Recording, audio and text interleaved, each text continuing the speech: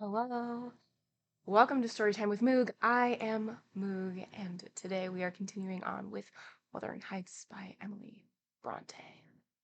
But first, reading updates.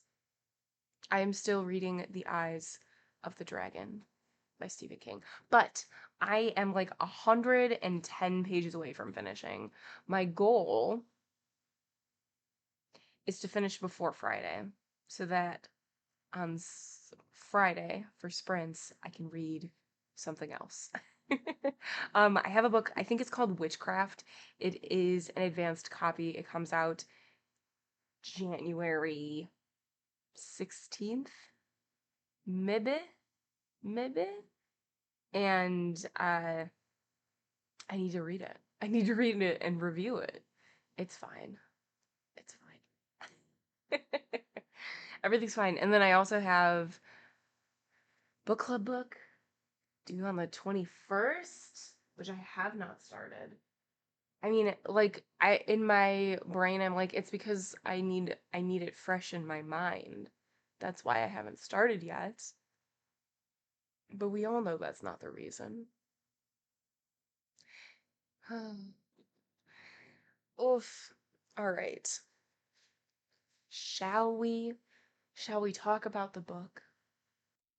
Wuthering Heights. We started last week, so not too far into it. We're going to start with chapter 7 today. But what we got so far is sort of our structure setup. So we have Mr. Lockwood who lives on the premises and Heathcliff is his landlord. And so he met him. They're having an awkward conversation time because let's be real, Heathcliff is not the most welcoming human ever, and none of the people that live there are. And we are just from Mr. Lockwood's perspective, just very uncomfortable. And he's like, okay, I'm gonna come back tomorrow because this was so great. And so he leaves, and when he comes back the next day, as soon as he gets into Wuthering Heights, which is the manor, it starts snowing. Of course it does. Snowing so hard that like he doesn't really know how to get back. Because he can't see the landmarks and he can't see the house and like all of these things. So he's there. Nobody is really welcoming him in or anything like that. And finally, he keeps asking for like a guide or like for somebody to just like give him like just go this way and like a starting position and nothing. Nobody's doing that. He starts to go out. He takes a tumble, I think, and the house manager comes out, like brings him inside and is like, just stay here. So she leads him upstairs into one of the forbidden rooms that nobody goes into, and she's like, I'm not gonna say that this place is haunted, but it's weird. And I don't know why. I've only been here for a year or two. And so Mr. Lockwood is in this room, and there's like a bunch of books. And so, of course, he looks at them. Same thing I would do. And there's a bunch of like writing in them. And they are written by, I forgot her name. Oh my God. Terrible. Kathy.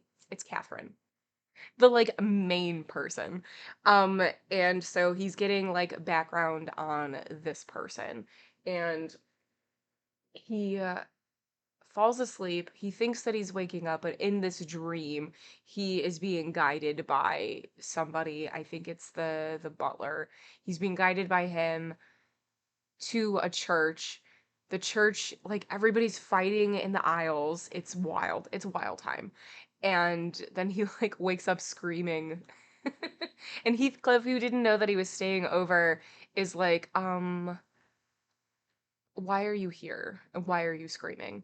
That sort of thing. And so like the next day, Heathcliff does walk with him, at least a part of the way to where he's staying. And he is staying with this other family, the Linton family, and they're the ones who used to live in the manor and now they live over here, and is talking to the like housekeeper who used to housekeep over in Wuthering Heights, and is like hoping that she is a gossip, and lo and behold she is. And so the rest of the story is being told from the perspective of her telling the story to Mr. Lockwood. And so far, the story is Catherine is a child. Her and her brother are waiting for their dad to get back with presents after a trip.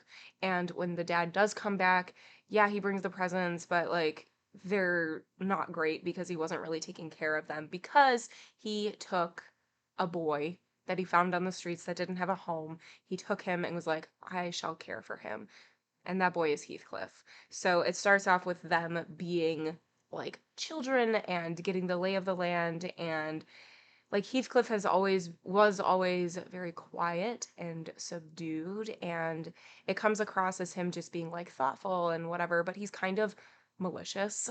And so is Catherine. They're both kind of monstrous people, and we're gonna get more of that. That's just like a known thing. That's not a spoiler at all, but they're kind of terrible people. There are content warnings for this book, which I did not put up. Oops. But there are instances of both physical and mental abuse, and if you need to, step back, that's totally fine. I totally get it. Please take care of yourself.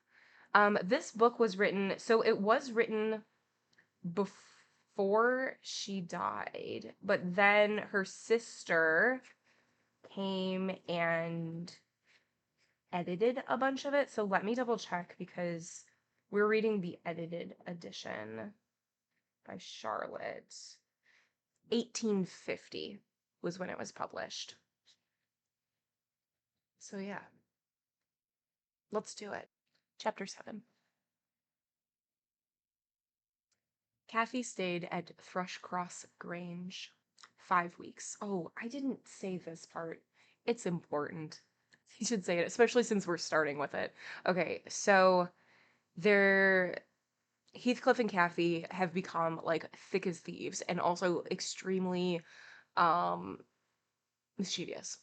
And so like one night they're out and the like one of the keepers is like, just let them out. If they come back, don't you dare let them in. They need to learn their lesson. And he like locks all the doors.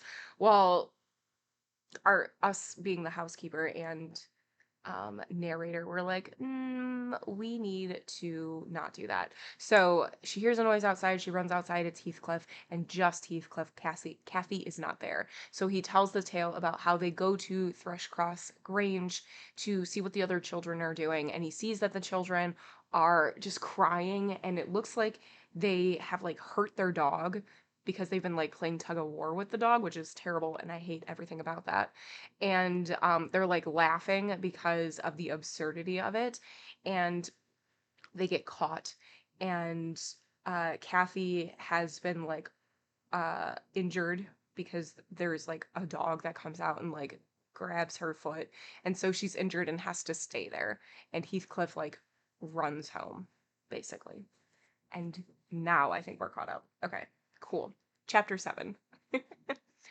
Kathy stayed at Thrushcross Grange 5 weeks, till Christmas. By that time her ankle was thoroughly cured and her manners much improved. The mistress visited her often in the interval, and commenced her plan of reform by trying to raise her self-respect with fine clothes and flattery, which she took readily.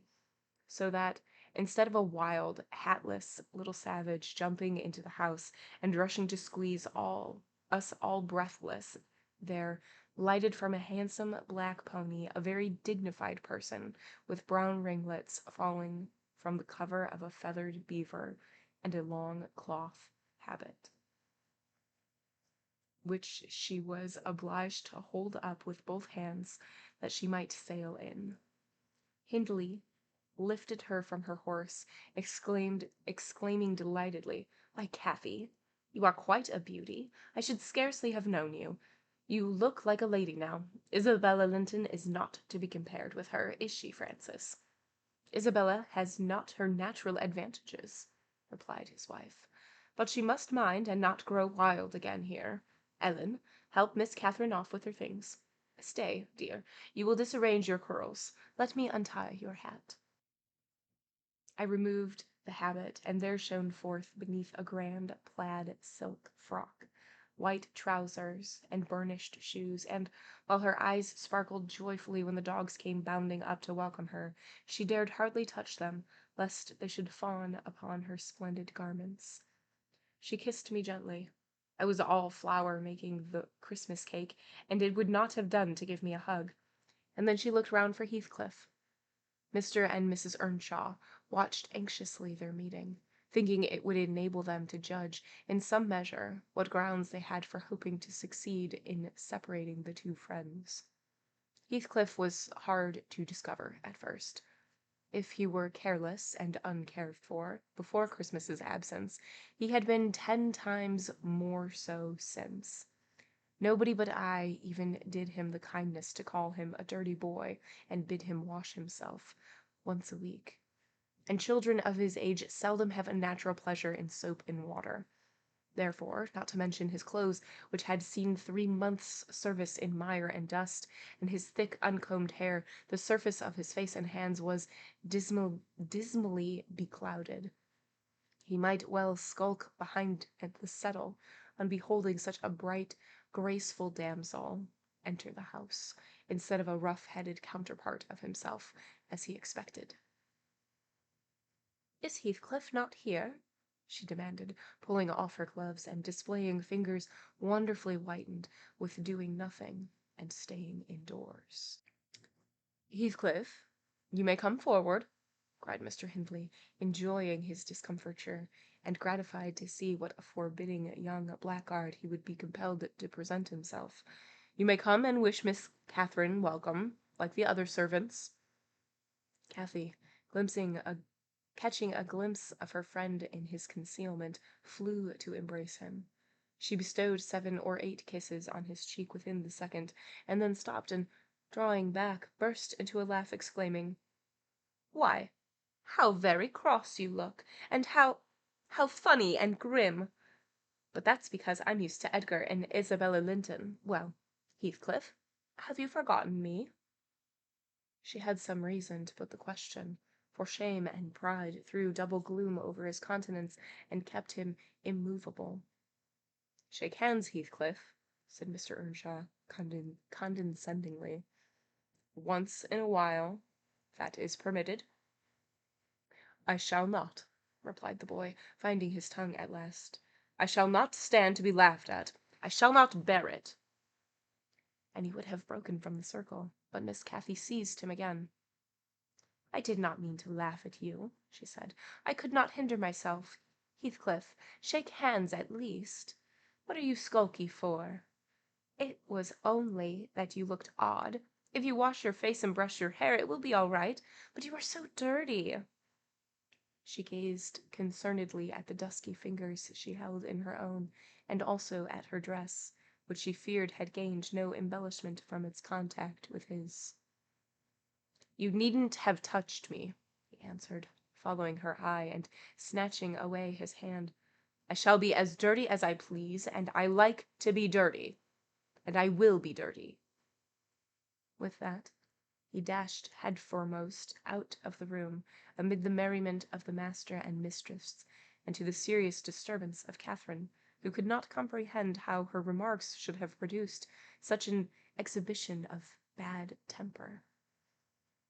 After playing lady's maid to the newcomer, and putting my cakes in the oven, and making the house and kitchen cheerful with great fires, befitting Christmas Eve, I prepared to sit down and amuse myself by singing carols, all alone, regardless of Joseph's affirmations that he considered the merry tunes I chose as next door to songs.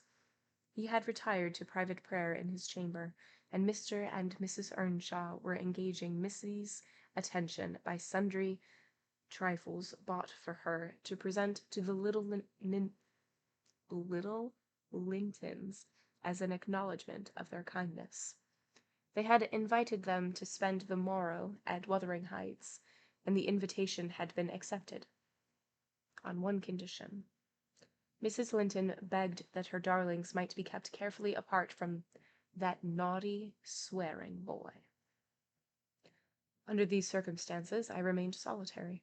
I smelt the rich scent of the heating spices, and admired the shining kitchen utensils, the polished clock, decked in holly, the silver mugs ranged on a tray ready to be filled with mulled ale for supper, and above all, the speckless purity of my particular care, the scoured and well-swept floor.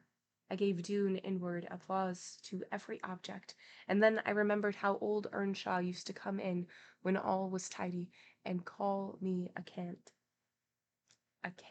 lass, and slip a shilling into my hand as a Christmas box. And from that I went on to think of his fondness for Heathcliff, and his dread lest he should suffer neglect after death, and removed him. And that naturally led me to consider the poor lad's situation now, and from singing I changed my mind to crying. And we have 2 notes here. Cant lass, meaning a lively lass, a lively lady, and Christmas box. Oh no, not Christmas box. Where's the other note? Oh, we didn't get to it. Just kidding. It struck me soon, however, there would be more sense in endeavoring to repair some of his wrongs than shedding tears over them. I got up and walked into the court to seek him. He was not far. I found him smoothing the glossy coat of the new pony in the stable, and feeding the other beasts according to custom. "Make haste, Heathcliff," I said. "The kitchen is so comfortable, and Joseph is upstairs. Make haste, and let me dress you smart before Miss Cathy comes out, and then you can sit together, while the whole hearth to yourself, and have a long chatter till bedtime." He proceeded with his task, and never turned his head towards me. "Come, are you coming?" I continued. There's a little cake for each of you, nearly enough, and you'll need half an hour's dressing." I waited 5 minutes, but getting no answer, left him. Catherine supped with her brother and sister-in-law. Joseph and I joined at an unsociable meal, seasoned with reproofs on one side and sauciness on the other. His cake and cheese remained on the table all night for the fairies. He managed to continue work till 9 o'clock, and then marched dumb and dour to his chamber. Cathy sat up late, having a work of things to order for the reception of her new friends. She came into the kitchen once to speak to her old one, but he was gone, and she only stayed to ask what was the matter with him, and then went back. In the morning he rose early, and, as it was a holiday, carried his ill humour on to the moors, not reappearing till the family was departed for church. Fasting and reflection seemed to have brought him to a better spirit. He hung about me for a while, and having screwed up his courage, exclaimed abruptly, "Nelly, make me decent. I'm going to be good." "High time, Heathcliff," I said. "You have grieved Catherine. She's sorry she ever came home, I dare say. It looks as if you envied her, because she is more thought of than you." The notion of envying Catherine was incomprehensible to him, but the notion of grieving her he understood clearly enough. "Did she say she was grieved?" he inquired, looking very serious. "She cried when I told her you were off again this morning." "Well, I cried last night," he returned, "and I had more reason to cry than she." "Yes, you had the reason of going to bed with proud heart and an empty stomach," said I. "Proud people breed sad sorrows for themselves. But, if you be ashamed of your touchiness, you must ask pardon, mind, when she comes in. You must go up and offer to kiss her, and say, you know best what to say. Only do it heartily, and not as if you thought her converted into a stranger by her grand dress. And now, though I have dinner to get ready, I'll steal time to arrange you so that Edgar Linton shall look quite a doll beside you. And that he does. You are younger, and yet, I'll be bound you are taller, and twice as broad across the shoulders. You could knock him down in a twinkling. Don't you feel that you could?" Heathcliff's face brightened a moment. Then it was overcast afresh, and he sighed. "But, Nelly, if I knocked him down 20 times, that wouldn't make him less handsome, or me more so. I wish I had light hair and fair skin, and was dressed and behaved as well, and had a chance of being as rich as he will be." "And cried for mamma at every turn," I cried, "and trembled if a country lad heaved his fist against you, and sat at home all day for a shower of rain. Oh, Heathcliff, you are showing a poor spirit. Come to the glass, and I'll let you see what you should wish. Do you mark those 2 lines between your eyes, and those thick brows that, instead of rising arched, sink in the middle? And that couple of black fiends so deeply buried, who never open their windows boldly, but lurk glinting under them like devil's spies? Wish and learn to smooth away the surly wrinkles, to raise your lids frankly, and change the fiends to confident, innocent angels, suspecting and doubting nothing, and always seeing friends where they are not sure of foes. Don't get the expression of a vicious cur that appears to know the kicks it gets are its desert, and yet hates all the world, as well as the kicker, for what it suffers. In other words, I must wish for Edgar Linton's great blue eyes and even forehead, he replied. I do, and that won't help me to them. A good heart will help you to a bonny face, my lad, I continued. And now that we've done washing and combing and sulking, tell me whether you don't think yourself rather handsome. I'll tell you, I do. You're fit for a prince in disguise. Who knows but your father was Emperor of China and your mother an Indian queen, each of them able to buy up, with 1 week's income, Wuthering Heights and Thrushcross Grange together. And you were kidnapped by wicked sailors and brought to England. Were I in your place, I would frame high notions of my birth, and the thoughts of what I was should give me courage and dignity to support the oppressions of a little farmer. So I chattered on, and Heathcliff gradually lost his frown and began to look quite pleasant, when all at once our conversation was interrupted by a rumbling sound moving up the road and entering the court. He ran to the window and I to the door, just in time to behold the 2 Lintons descend from the family carriage, smothered in cloaks and furs, and the Earnshaws dismount from their horses. They often rode to church in winter. Catherine took a hand of each of the children, and brought them into the house and set them before the fire, which quickly put color into their white faces. I urged my companion to hasten now, and show his amiable humour, and he willingly obeyed. But ill luck would have it that, as he opened the door leading from the kitchen on one side, Hindley opened it on the other. They met, and the master, irritated at seeing him clean and cheerful, or perhaps eager to keep his promise to Mrs. Linton, shoved him back with a sudden thrust, and angrily bade Joseph keep the fellow out of the room. Send him into the garret till dinner is over. He'll be cramming his fingers in the tarts and stealing the fruit if left alone with them a minute. Nay, sir, I could not avoid answering, he'll touch nothing, not he, and I suppose he must have his share of the dainties as well as we. He shall have his share of my hand if I catch him downstairs till dark, cried Hindley. Begone, you vagabond! What are you attempting? The coxcomb, are you? Coxcomb, trying to look like a dandy. Okay. Wait till I get hold of those elegant locks. See if I won't pull them a bit longer. They are already long enough, observed Master Linton, peeping from the doorway. I wonder they don't take his headache. It's like a colt's mane over his eyes. He ventured this remark without any intention to insult, but Heathcliff's violent nature was not prepared to endure the appearance of impertinence from one whom he seemed to hate, even then, as a rival.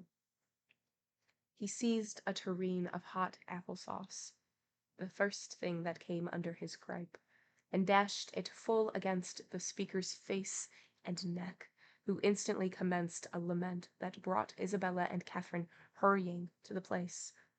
Mr. Earnshaw snatched up the culprit directly, and conveyed him to his chamber, where, doubtless, He administered a rough remedy to cool the fit of passion, for he appeared red and breathless.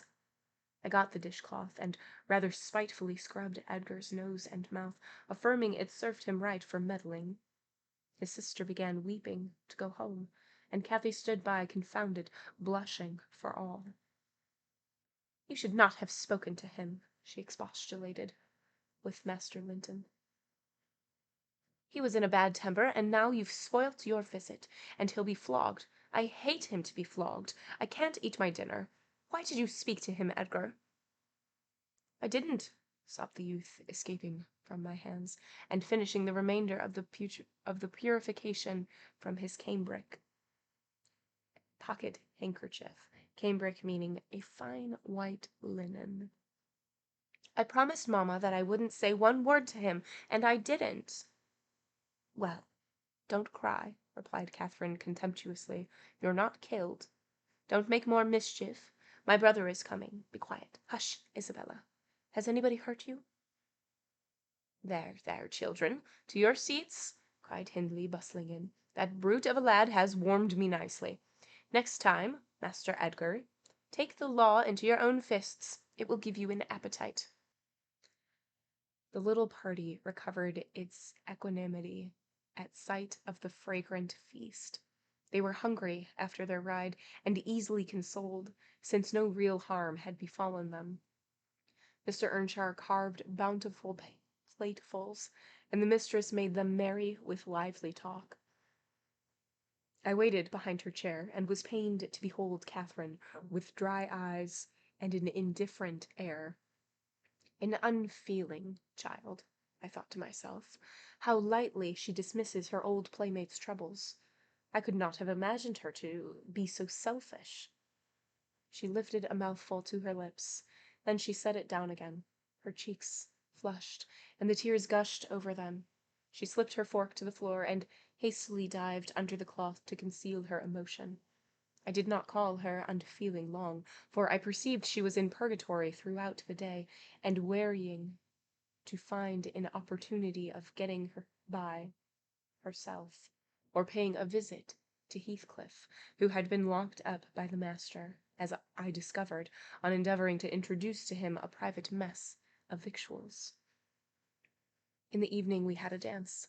Cathy begged that he might be liberated then, as Isabella Linton had no partner. Her entreaties were vain, and I appointed to supply the deficiency.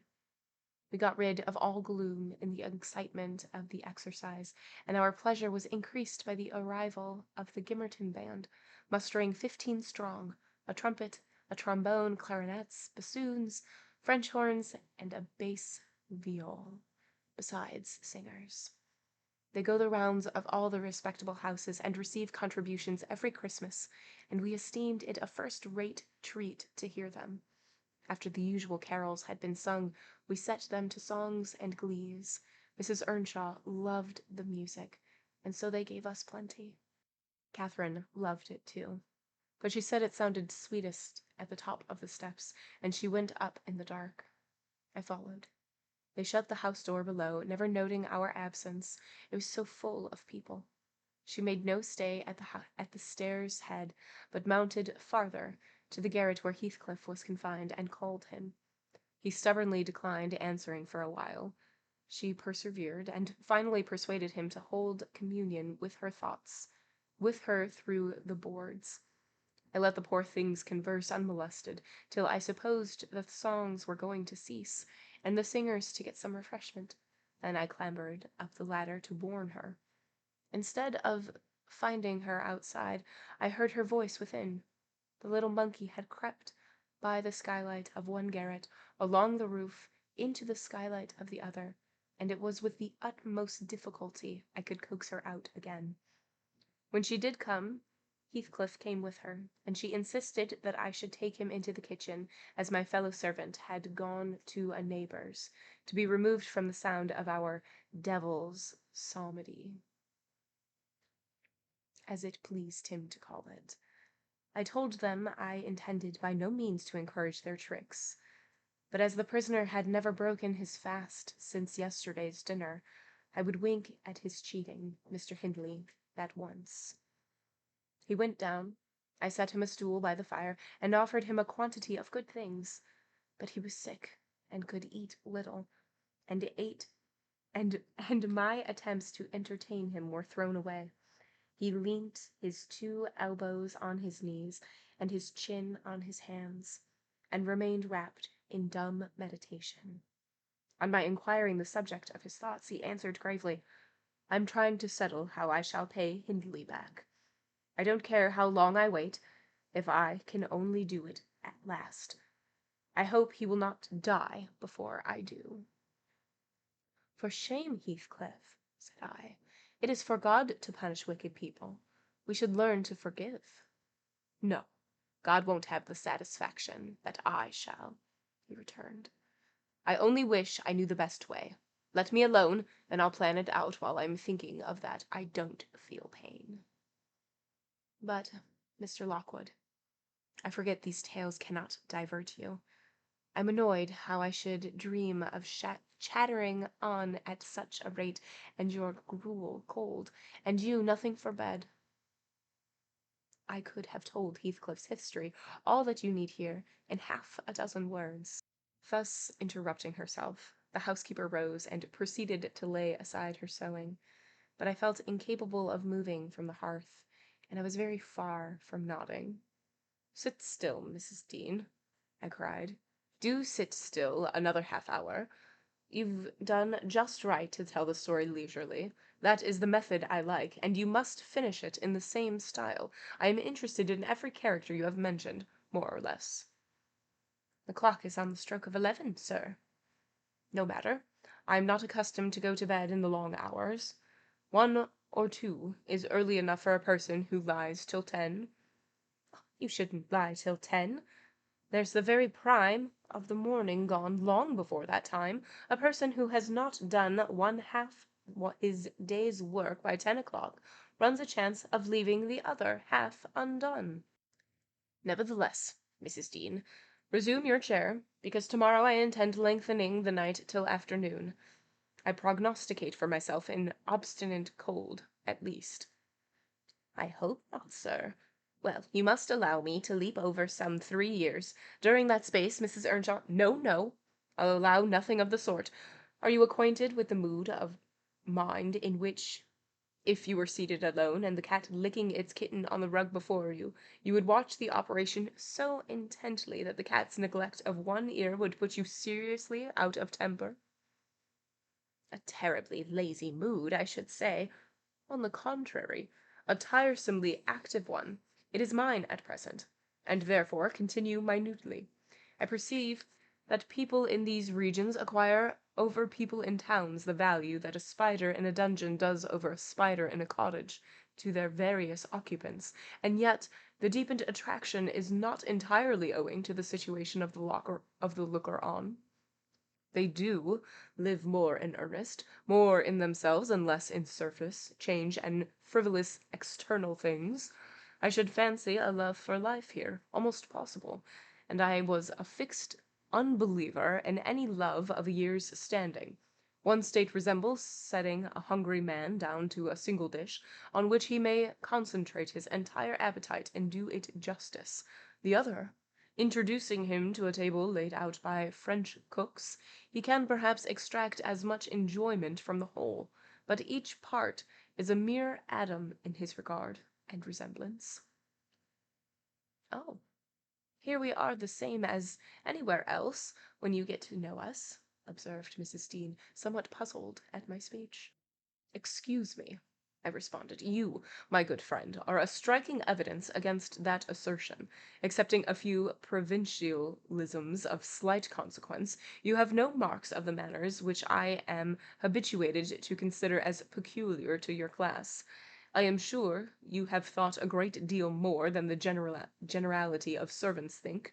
You have been compelled to cultivate your reflective faculties for want of occasions for frittering your life away in silly trifles." Mrs. Dean laughed. "I certainly esteem myself a steady, reasonable kind of body," she said, "not exactly from living among the hills and seeing one set of faces.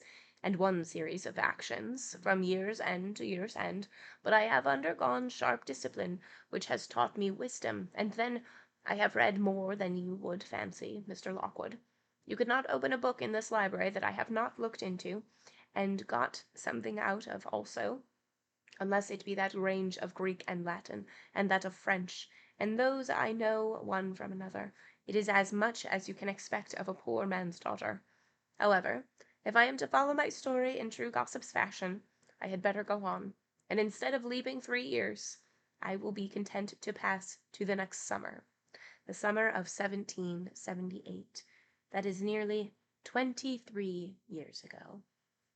End of chapter 7. Okay, chapter 7. We know that Kathy has spent 5 weeks at Thrushcross Grange while her foot is healing and all of these things, but also they're turning her into like more of a woman. More, the mannerisms, the manners, the dress, all of that stuff, instead of her just like running around like crazy all the time. And so she comes back. Heathcliff is just as dirty as he was before, has not showered, and does not enjoy bathing or taking care of himself like at all. And she comes back and she's like in this super nice dress. She greets him with kisses, all of these things. And before Linton leaves, or maybe it's Hindley, I don't know. I get names mixed up all the time. But it is said that the children need to stay away from dirty old Heathcliff because he's disgusting, his manners are gross, all of these things. And they kind of do. Like, Heathcliff just kind of separates himself anyway because he doesn't want to deal with Hindley, and he knows that he's going to be shooed away. Well, it's Christmas. It's Christmas Eve. And so, like, a huge meal is being planned, and Mrs. Dean, us, is talking to Heathcliff and being like, well, like, we can set it up so that it's just you and Kathy, like, all of these things. She cried because she thinks that you're mad at her. And he's like, well, I cried, and I had more of a reason to cry. Just being moody. And yeah. And uh Kathy does find a way to see Heathcliff and say hello, all of these things, and she tries to bring him back downstairs, and it doesn't quite work. Immediately, uh somehow or other, hot applesauce is thrown at people, and just proving that Heathcliff is not of the sort that we should be hanging out with, even though he like did clean himself and he looked nice and he asked for Mrs. Dean's help, all of these things. And then we get cut back to present day Mrs. Dean talking to Mr. Lockwood, and she's like, oh, like, I'm gonna skip 3 years because it's late. And he's like, don't you dare skip any detail. And she's like, oh, okay, well, I will go to summer then. And that's where chapter 7 left off. All right. Chapter 8.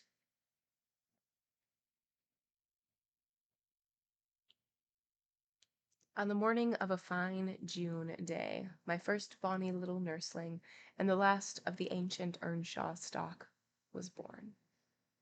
We were busy with the hay in a far-away field, when the girl that usually brought our breakfasts came running an hour too soon across the meadow and up the lane, calling me as she ran. "Oh, such a grand bairn!" she panted out. "The finest lad that ever breathed." "But the doctor says Missus must go. He says she's been in a consumption these many months. I heard him tell Mr. Hindley. And now she has nothing to keep her, and she'll be dead before winter. You must come home directly. You're to nurse it, Nelly. To feed it with sugar and milk, and take care of it day and night. I wish I were you, because it will be all yours when there is no missus." "But is she very ill?" I asked, flinging down my rake and tying my bonnet. "I guess she is, yet she looks bravely," replied the girl, "and she talks as if she thought of living to see it grow a man. She's out of her head for joy. It's such a beauty. If I were her, I'm certain I should not die. I should get better at the bare sight of it, in spite of Kenneth. I was fairly mad at him. Dame Archer brought the cherub down to master in the house, and his face just began to light up when the old croaker steps forward, and he says, "Earnshaw, it's a blessing your wife has been spared to leave you this son. When she came, I felt convinced we shouldn't keep her long, and now I must tell you, the winter will probably finish her. Don't take on and fret about it too much. It can't be helped. And besides, you should have known better when you chose such a rush of a lass. Rush being slender, delicate." "And what did the master answer?" I inquired. "I think he swore. But I didn't mind him. I was straining to see the bairn," and she began again to describe it rapturously.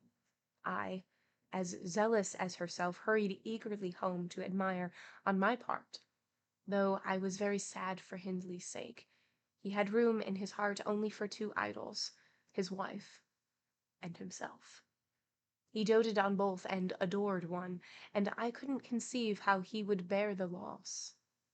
When we got to Wuthering Heights, there he stood at the front door, and, as I passed in, I asked, "How is the baby?" "Nearly ready to run about, Nell," he replied, putting on a cheerful smile. "And the mistress?" I ventured to inquire. "The doctor says she's—" "Damn the doctor," he interrupted, reddening. "Frances is quite right. She'll be perfectly well by this time next week. Are you going upstairs? Will you tell her that I'll come if she promises not to talk? I left her because she would not hold her tongue, and she must. Tell her Mr. Kenneth says she must be quiet." I delivered this message to Mrs. Earnshaw. She seemed in flighty spirits, and replied merrily, "I hardly spoke a word, Ellen, and there he has gone out twice, crying. Well, I say I promise I won't speak, but that does not bind me not to laugh at him." Poor soul! Till within a week of her death, that happy heart never failed her, and her husband persisted doggedly, nay, furiously, in affirming her health improved every day. When Kenneth warned him his medicines were useless at that stage of the malady, and he needn't put him to further expense by attending her, he retorted, "I know you need not. She's well. She does not want any more attendance from you. She never was in a consumption. It was a fever, and it is gone. Her pulse is as slow as mine now, and her cheek just as cool." He told his wife the same story, and she seemed to believe him. But one night, while leaning on his shoulder, in the act of saying she thought she should be able to get up tomorrow, a fit of coughing took her. A slight one. He raised her in his arms. She put her two hands about his neck. Her face changed, and she was dead. As the girl had anticipated, the child Hareton fell wholly into my hands. Mr. Earnshaw, provided he saw him healthily and never heard him cry, was contented, as far as regarded him. For himself he grew desperate. His sorrows was of that kind that will not lament. He neither wept nor prayed. He cursed and defied. He execrated God and man, and gave himself up to reckless dissipation. The servants could not bear his tyrannical and evil conduct long. Joseph and I were the only two that would stay. I had not the heart to leave my charge, and besides, I had been his foster sister, and excused his behavior more readily than a stranger would. Joseph remained to hector over tenants and laborers, and because it was his vocation to be where he had plenty of wickedness to reprove. The master's bad ways and bad companions formed a pretty example for Catherine and Heathcliff. His treatment of the latter was enough to make a fiend of a saint, and, truly, it appeared as if the lad were possessed of something diabolical at that period. He delighted to witness Hindley degrading himself past redemption, and became daily more notable for savage sullenness and ferocity. I could not half tell what an infernal house we had. The curate dropped calling, and nobody decent came near us. At last, unless Edgar Linton's visit to Miss Cathy might be an exception. At 15, she was the queen of the countryside. She had no peer, and she did not turn out a haughty, headstrong creature. I own I did not like her, after infancy was past, and I vexed her frequently for trying to bring down her arrogance. She never took an aversion to me, though. She had a wondrous constancy to old attachments. Even Heathcliff kept his hold on her affections unalterably, and young Linton, with all his superiority, found it difficult to make an equally deep impression. He was my late master. That is his portrait over the fireplace. It used to hang on one side, and his wife's on the other, but hers has been removed, or else you might see something of what she was. Can you make that out? Mrs. Dean raised the candle, and I discerned a soft-figured face, exceedingly resembling the young lady at the Heights, but more pensive and amiable in expression. It formed a sweet picture. The long light hair curled slightly on the temples. The eyes were large and serious, the figure almost too graceful. I did not marvel how Catherine Earnshaw could forget her first friend for such an individual. I marveled much how he, with a mind to correspond with his person, could fancy my idea of Catherine Earnshaw. A very agreeable portrait, I observed to the housekeeper. Is it like? Yes, she answered, but he looked better when he was animated. That is his everyday countenance. He wanted spirit in general. Catherine had kept up her acquaintance with the Lintons since her 5 weeks' residence among them, and as she had no temptation to show her rough side in her company, and had the sense to be ashamed of being rude when she experienced such invariable courtesy, she imposed unwittingly on the old lady and gentleman by her ingenious cordiality, gained the admiration of Isabella, and the heart and soul of her brother, acquisitions that flattered her from the first, for she was full of ambition, and led her to adopt a double character without exactly intending to deceive anyone. In the place where she heard Heathcliff termed a vulgar young ruffian, and worse than a brute, she took care not to act like him. But at home she had small inclination to practice politeness that would only be laughed at, and restrain an unruly nature when it would bring her neither credit nor praise. Mr. Edgar seldom mustered courage to visit Wuthering Heights openly. He had a terror of Earnshaw's reputation and shrunk from encountering him, and yet he was always received with our best attempts at civility. The master himself avoided offending him, knowing why he came, and if he could not be gracious, kept out of the way. I rather think his appearance there was distasteful to Catherine. She was not artful, never played the coquette, and had evidently an objection to her two friends meeting at all. For when Heathcliff expressed contempt of Linton in his presence, she could not half coincide, as she did in his absence, and when Linton evinced disgust and antipathy to Heathcliff, she dared not treat his sentiments with indifference, as if deprecation of her playmates were of scarcely any consequence to her. I've had many a laugh at her perplexities and untold troubles, which she vainly strove to hide from my mockery. That sounds ill-natured, but she was so proud, it became really impossible to pity her distresses till she should be chastened into more humility. She did bring herself, finally, to confess and to confide in me. There was not a soul else that she might fashion into an adviser. Mr. Hindley had gone from home one afternoon, and Heathcliff presumed to give himself a holiday on the strength of it. He had reached the age of 16 then, I think, and without having bad features or being deficient in intellect, he contrived to convey an impression of inward and outward repulsiveness that his present aspect retains no traces of. In the first place, he had by the time lost the benefit of his early education. Continual hard work, begun soon and concluded late, had extinguished any curiosity he once possessed in pursuit of knowledge, and any love for books or learning. His childhood's sense of superiority, instilled into him by the favors of old Mr Earnshaw, was faded away. He struggled long to keep up with equality with Catherine in her studies, and yielded with poignant, though silent, regret.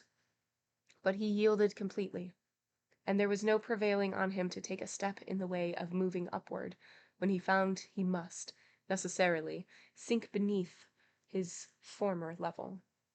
Then personal appearance sympathized with mental deterioration. He acquired a slouching gait and ignoble look. His naturally reserved disposition was exaggerated into an almost idiotic excess of unsociable moroseness, and he took a grim pleasure, apparently, in exciting the aversion rather than the esteem of his few acquaintance. Catherine and he were constant companions still at his seasons of respite from labour, but he had ceased to express his fondness for her in words, and recoiled with angry suspicion from her girlish caresses, as if conscious there could be no gratification in lavishing such marks of affection on him. On the before-named occasion he came into the house to announce his intention of doing nothing, while I was assisting Miss Catherine to arrange her dress. She had not reckoned on his taking it into his head to be idle, and imagining she would have the whole place to herself, she managed, by some means, to inform Mr Edgar of her brother's absence, and was then preparing to receive him. "Cathy, are you busy this afternoon?" asked Heathcliff. "Are you going anywhere?" "No, it is raining," she answered. "Why have you that silk frock on, then?" he asked. "Nobody coming here, I hope?" "Not that I know of," stammered Miss. "But you should be in the field now, Heathcliff. It is an hour past dinner time. I thought you were gone." "Hindley does not often free us from his accursed presence," observed the boy. "I'll not work any more today. I'll stay with you." "Oh, but Joseph will tell," she suggested. "You'd better go." "Joseph is loading lime on the further side of the Penistone Craigs. It will take him till dark, and he'll never know." So saying, he lunged to the fire and sat down. Catherine reflected an instant, with knitted brows. She found it needful to smooth the way for an intrusion. "Isabella and Edgar Linton talked of calling this afternoon," she said, at the conclusion of a minute's silence. "As it rains, I hardly expect them, but they may come, and if they do, they run the risk of being scolded for no good." "Order Ellen to say you are engaged, Cathy," he persisted. "Don't turn me out for those pitiful silly friends of yours. I'm on the point, sometimes, of complaining that they— but I'll not." "That they what?" cried Catherine, gazing at him with a troubled countenance. "Oh, Nelly," she added petulantly, jerking her head away from my hands, "you've combed my hair quite out of curl. That's enough. Let me alone. What are you on the point of complaining about, Heathcliff?" "Nothing. Only look at the almanac on that wall." He pointed to a framed sheet hanging near the window, and continued, "The crosses are for the evenings that you have spent with the Lintons. The dots are those you've spent with me. Do you see? I've marked every day." "Yes, very foolish, as if I took notice," replied Catherine in a peevish tone. "And where is the sense in that?" "To show you that I do take notice," said Heathcliff. "And should I always be sitting with you?" she demanded, growing more irritated. "What good do I get? What do you talk about? You might be dumb or a baby, for anything you say to amuse me, or for anything you do, either." "You never told me before that I talked too little, or that you disliked my company, Cathy," exclaimed Heathcliff, in much agitation. It's no company at all, when people know nothing and say nothing, she muttered. Her companion rose up, but he hadn't time to express his feelings further, for a horse's feet were heard on the flags, and having knocked gently, young Linton entered, his face brilliant with delight at the unexpected summons he had received. Doubtless Catherine marked the difference between her friends, as one came in and the other went out. The contrast resembled what you see in exchanging a bleak, hilly, coal country for a beautiful, fertile valley, and his voice and greeting were as opposite of his aspect. He had a sweet, low manner of speaking, and pronounced his words as you do. That's less gruff than we talk here, and softer. Am I not too soon, am I? He asked, casting a look at me. I had begun to wipe the plate and tidy some drawers at the far end of the dresser. No, answered Catherine. What are you doing there, Nellie? My work, miss, I replied. Mr. Hindley had given me directions to make a third party in any private visits Linton chose to pay. She stepped behind me and whispered crossly, Take yourself and your dusters off. When company are in the house, servants don't commence scouring and cleaning in the room where they are. It's a good opportunity now that the master is away, I answered, aloud. He hates me to be fidgeting over these things in his presence. I'm sure Mr. Edgar will excuse. I hate you to be fidgeting in my presence, exclaimed the young lady imperiously. Not allowing her guest to speak, she had failed to recover her equanimity since the little dispute with Heathcliff. I'm sorry for it, Miss Catherine, was my response, and I proceeded assiduously with my occupation. She, supposing Edgar could not see her, snatched the cloth from my hand, and pinched me, with a prolonged wrench, very spitefully on the arm. I've said I did not love her, and rather relished mortifying her vanity now and then. Besides, she hurt me extremely. So I started up from my knees and screamed out, Oh, miss, that's a nasty trick. You have no right to nip me, and I'm not going to bear it. I didn't touch you, you lying creature, she cried, her fingers tingling to repeat the act, and her ears red with rage. She never had power to conceal her passion. It always set her whole complexion in a blaze. What's that, then? I retorted, showing a decided purple witness to refute her. She stamped her foot, wavered a moment, and then, irresistibly impelled by the naughty spirit within her, slapped me on the cheek, a stinging blow that filled both eyes with water. Catherine, love, Catherine, interposed Linton, greatly shocked at the double fault of falsehood and violence which his idol had committed. Leave the room, Ellen, she replied, trembling all over. Little Hareton, who followed me everywhere, was sitting near me on the floor. At seeing my tears commenced crying himself, and sobbed out complaints against wicked Aunt Cathy, which drew her fury on to his unlucky head. She seized his shoulders and shook him till the poor child waxed livid, and Edgar thoughtlessly laid hold of her hands to deliver him.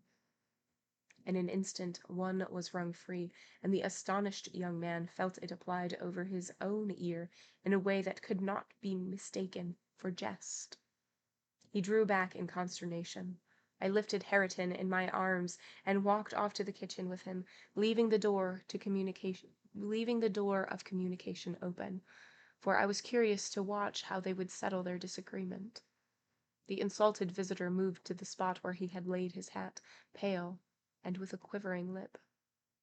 That's right, I said to myself. Take warning and be gone. It's a kindness to let you have a glimpse of her genuine disposition. Where are you going? Demanded Catherine, advancing to the door. He swerved aside and attempted to pass. You must not go, she exclaimed energetically. I must and shall, he replied in a subdued voice. No, she persisted, grasping the handle. Not yet, Edgar Linton. Sit down. You shall not leave me in that temper. I should be miserable all night, and I won't be miserable for you. Can I stay after you have struck me? Asked Linton. Catherine was mute. You've made me afraid and ashamed of you, he continued. I'll not come here again. Her eyes began to glisten, and her lids to twinkle. And you told a deliberate untruth, he said. I didn't, she cried, recovering her speech. I did nothing deliberately. Well, go, if you please. Get away. And now I'll cry. I'll cry myself sick.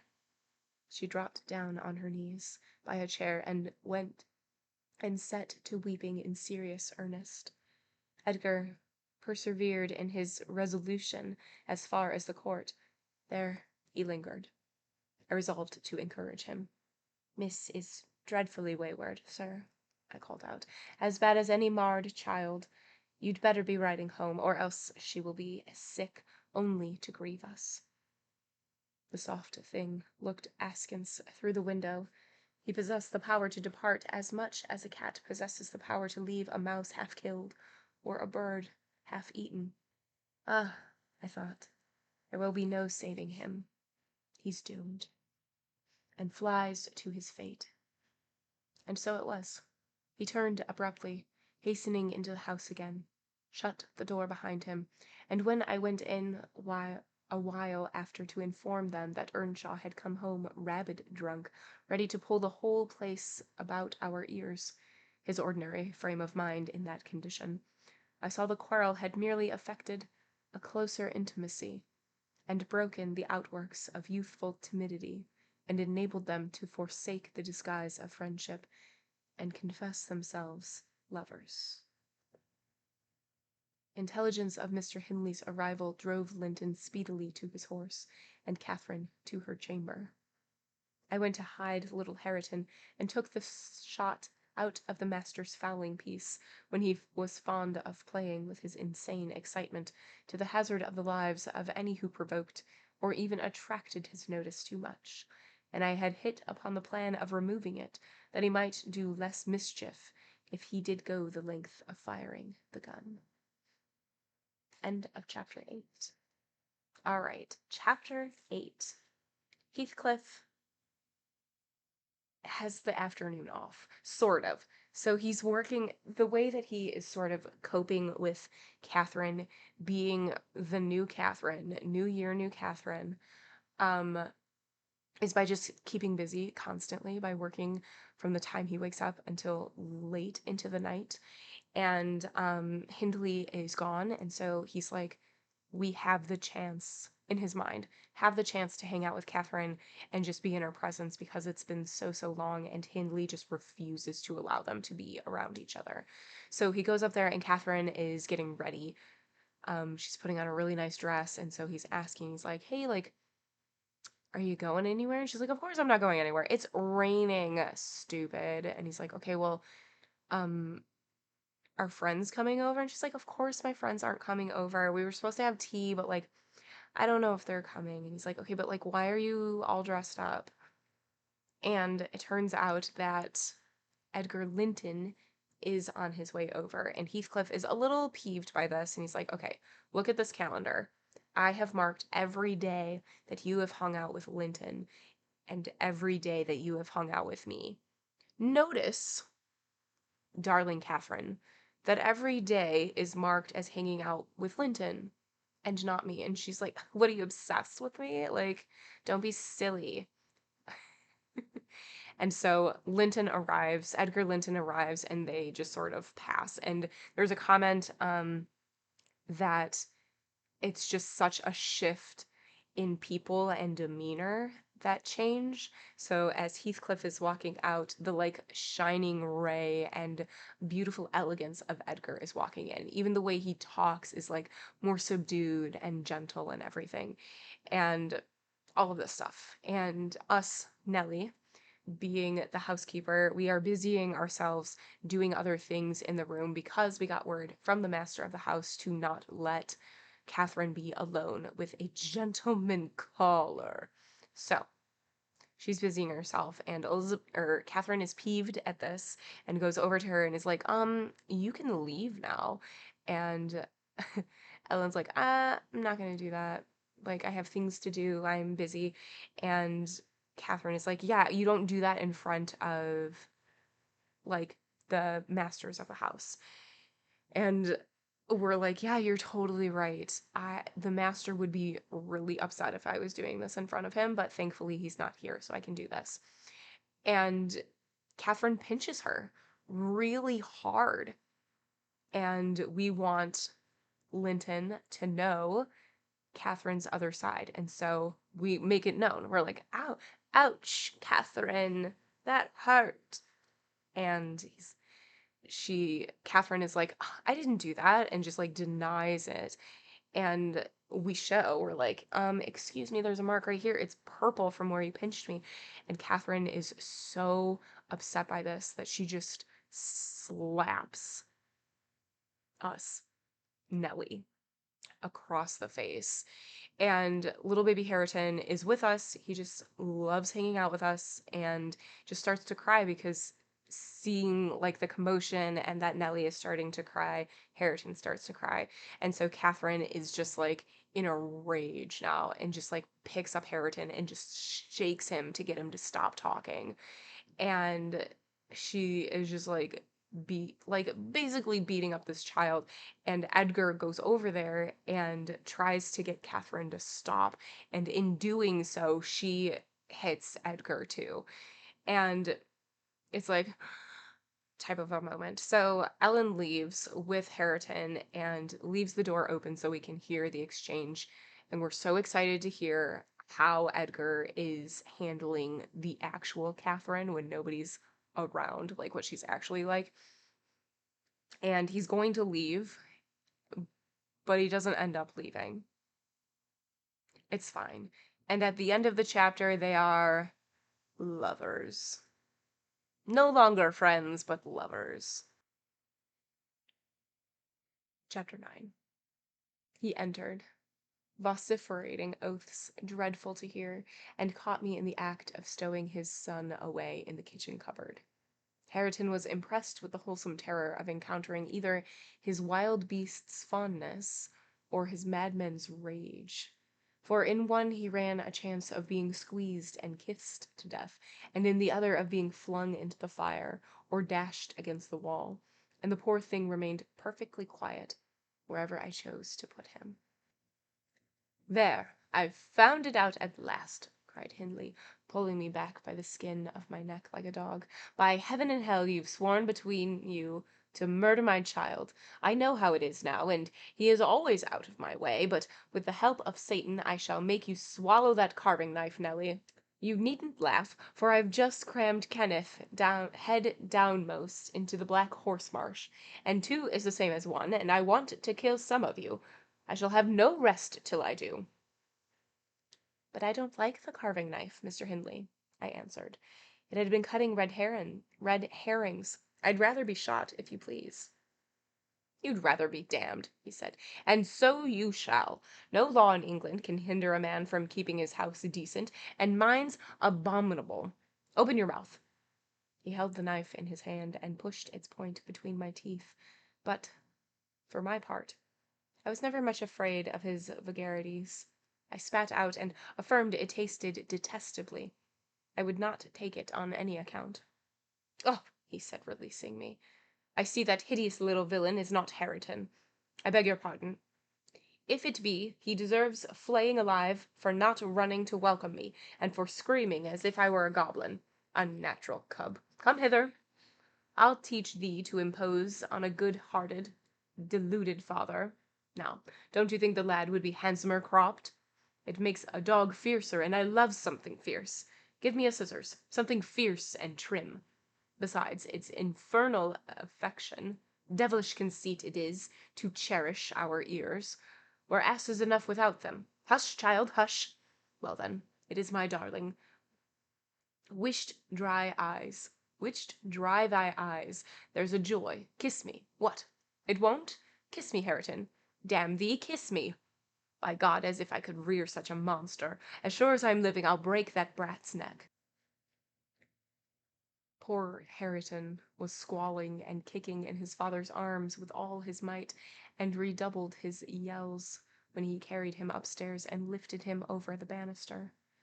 I cried out that he would frighten the child into fits, and ran to rescue him. I reached them.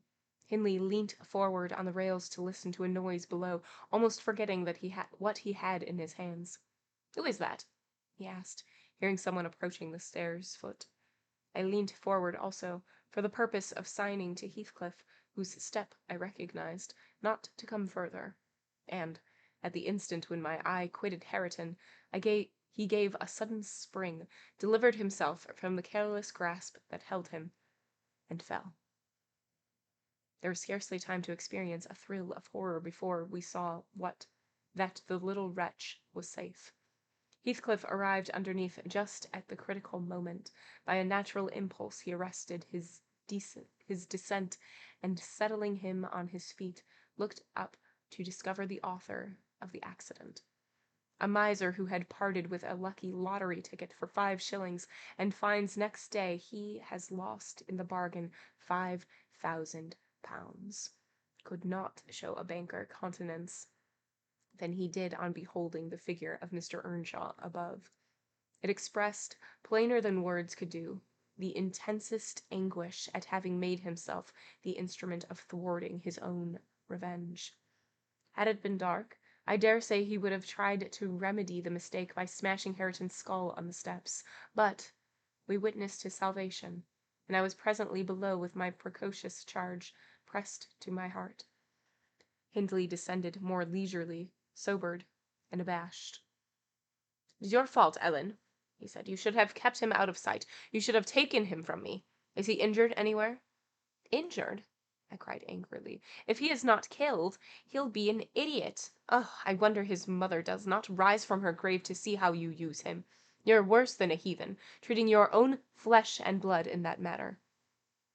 He attempted to touch the child, who, on finding himself with me, sobbed off his terror directly. At the first finger his father laid on him, however, he shrieked again, louder than before, and struggled as if he would go into convulsions. "You shall not meddle with him," I continued. "He hates you. They all hate you. That's the truth. A happy family you have, and a pretty state you're come to." "I shall come to a prettier yet, Nelly," laughed the misguided man, recovering his hardness. "At present, convey yourself and him away, and hark you, Heathcliff, clear you too quite from my reach and hearing. I wouldn't murder you tonight unless, perhaps, I set the house on fire, but that's as far as my fancy goes." While saying this, he took a pint bottle of brandy from the dresser and poured some into a tumbler. "Nay, don't," I entreated. "Mr Hindley, do take warning. Have mercy on this unfortunate boy, if you care nothing for yourself." "Anyone will do better for him than I shall," he answered. "Have mercy on your own soul," I said, endeavouring to snatch the glass from his hand. "Not I. On the contrary, I shall have great pleasure in sending it to perdition to punish its maker," exclaimed the blasphemer. "Here's to its hearty damnation." He drank the spirits and impatiently bade us to go, terminating his command with a sequel of horrid imprecautions too bad to repeat or remember. "It's a pity he cannot kill himself with drink," observed Heathcliff, muttering an echo of curses back when the door was shut. "He's doing his very utmost, but his constitution defies him. Mr Kenneth says he could wager his mare that he'll outlive any man on this side Gimmerton, and go to the grave a hoary sinner, unless some happy chance out of the common course befall him." I went into the kitchen and sat down to hull my little lamb to sleep. Heathcliff, as I thought, walked through to the barn. It turned out afterwards that he only got as far as the other side, the settle, when he flung himself on a bench by the wall, removed from the fire, and remained silent. I was rocking Hareton on my knee and humming a song that began, "It is far in the night, and the bairnies great. The mither beneath the mools heard that." And there's a note right there, and it says, "It was late in the night, and the babies cried, and the mother beneath the earth heard that." The opening of a Scottish ballad entitled "The Ghast's Warning." When Miss Cathy, who had listened to the hubbub from her room, put her head in and whispered, "Are you alone, Nellie?" "Yes, miss," I replied. She entered and approached the hearth. I, supposing she was going to say something, looked up. The expression of her face seemed disturbed and anxious. Her lips were half asunder, as if she meant to speak, and she drew a breath, but it escaped in a sigh instead of a sentence. I resumed my song, not having forgotten her recent behavior. "Where's Heathcliff?" she said, interrupting me. "About his work in the stable," was my answer. He did not contradict me. Perhaps he had fallen into a doze. There followed another long pause, during which I perceived a drop or two trickle from Catherine's cheek to the flags. Is she sorry for her shameful conduct? I asked myself. That will be a novelty. But she may come to the point as she will. I shan't help her. No, she felt small trouble regarding any subject save her own concerns. "Oh dear," she cried at last, "I'm very unhappy." "A pity," observed I. "You're hard to please. So many friends and so few cares, and can't make yourself content." "Nellie, will you keep a secret for me?" she pursued, kneeling down by me and lifting her winsome eyes to my face with that sort of look which turns off bad temper, even when one has all the right in the world to indulge it. "Is it worth keeping?" I inquired less sulkily. "Yes, and it worries me, and I must let it out. I want to know what I should do. Today Edgar Linton had asked me to marry him, and I've given him an answer. Now, before I tell you whether it was consent or denial, you tell me which I ought to have been." "Really, Miss Catherine, how can I know?" I replied. "To be sure, considering the exhibition you performed in his presence this afternoon, I might say it would be wise to refuse him. Since he asked you after that, he must be either hopelessly stupid or a venturesome fool." "If you talk so, I won't tell you any more," she returned peevishly, rising to her feet. "I accepted him, Nellie. Be quick, and say whether I was wrong." "You accepted him. Then what good is it discussing the matter? You have pledged your word, and cannot retract." "But say whether I should have done so. Do!" she exclaimed in an irritated tone, chafing her hands together and frowning. "There are many things to be considered before that question can be answered properly," I said sententiously. "First and foremost, do you love Mr. Edgar?" "Who can help it? Of course I do," she answered. Then I put her through the following chastised catechism. For a girl of 22, it was not injudicious. "Why do you love him, Miss Cathy?" "Nonsense, I do. That's sufficient." "By no means. You must say why." "Well, because he is handsome and pleasant to be with." "Bad," was my commentary. "And because he is young and cheerful." "Bad still." "And because he loves me." "Indifferent. Coming there." "And he will be rich, and I shall like to be the greatest woman of the neighborhood, and I shall be proud of having such a husband." "Worst of all. And now, say how you love him." "As everybody loves." "You're silly, Nellie." "Not at all. Answer." "I love the ground under his feet, and the air over his head, and everything he touches, and every word he says. I love all his looks, and all his actions, and him entirely and altogether. There now." "And why?" "Nay, you are making a jest of it. It is exceedingly ill-natured." "It's no jest to me," said the young lady, scowling and turning her face to the fire. "I'm very far from jesting, Miss Catherine," I replied. "You love Mr. Edgar because he is handsome and young and cheerful and rich and loves you. The last, however, goes for nothing. You would love him without that, probably, and with it you wouldn't, unless he possessed the four former attractions." "No, to be sure. I should only pity him. hate him, perhaps, if he were ugly, and a clown. But there are several other handsome, rich young men in the world, handsomer, possibly, and richer than he is. What should hinder you from loving them?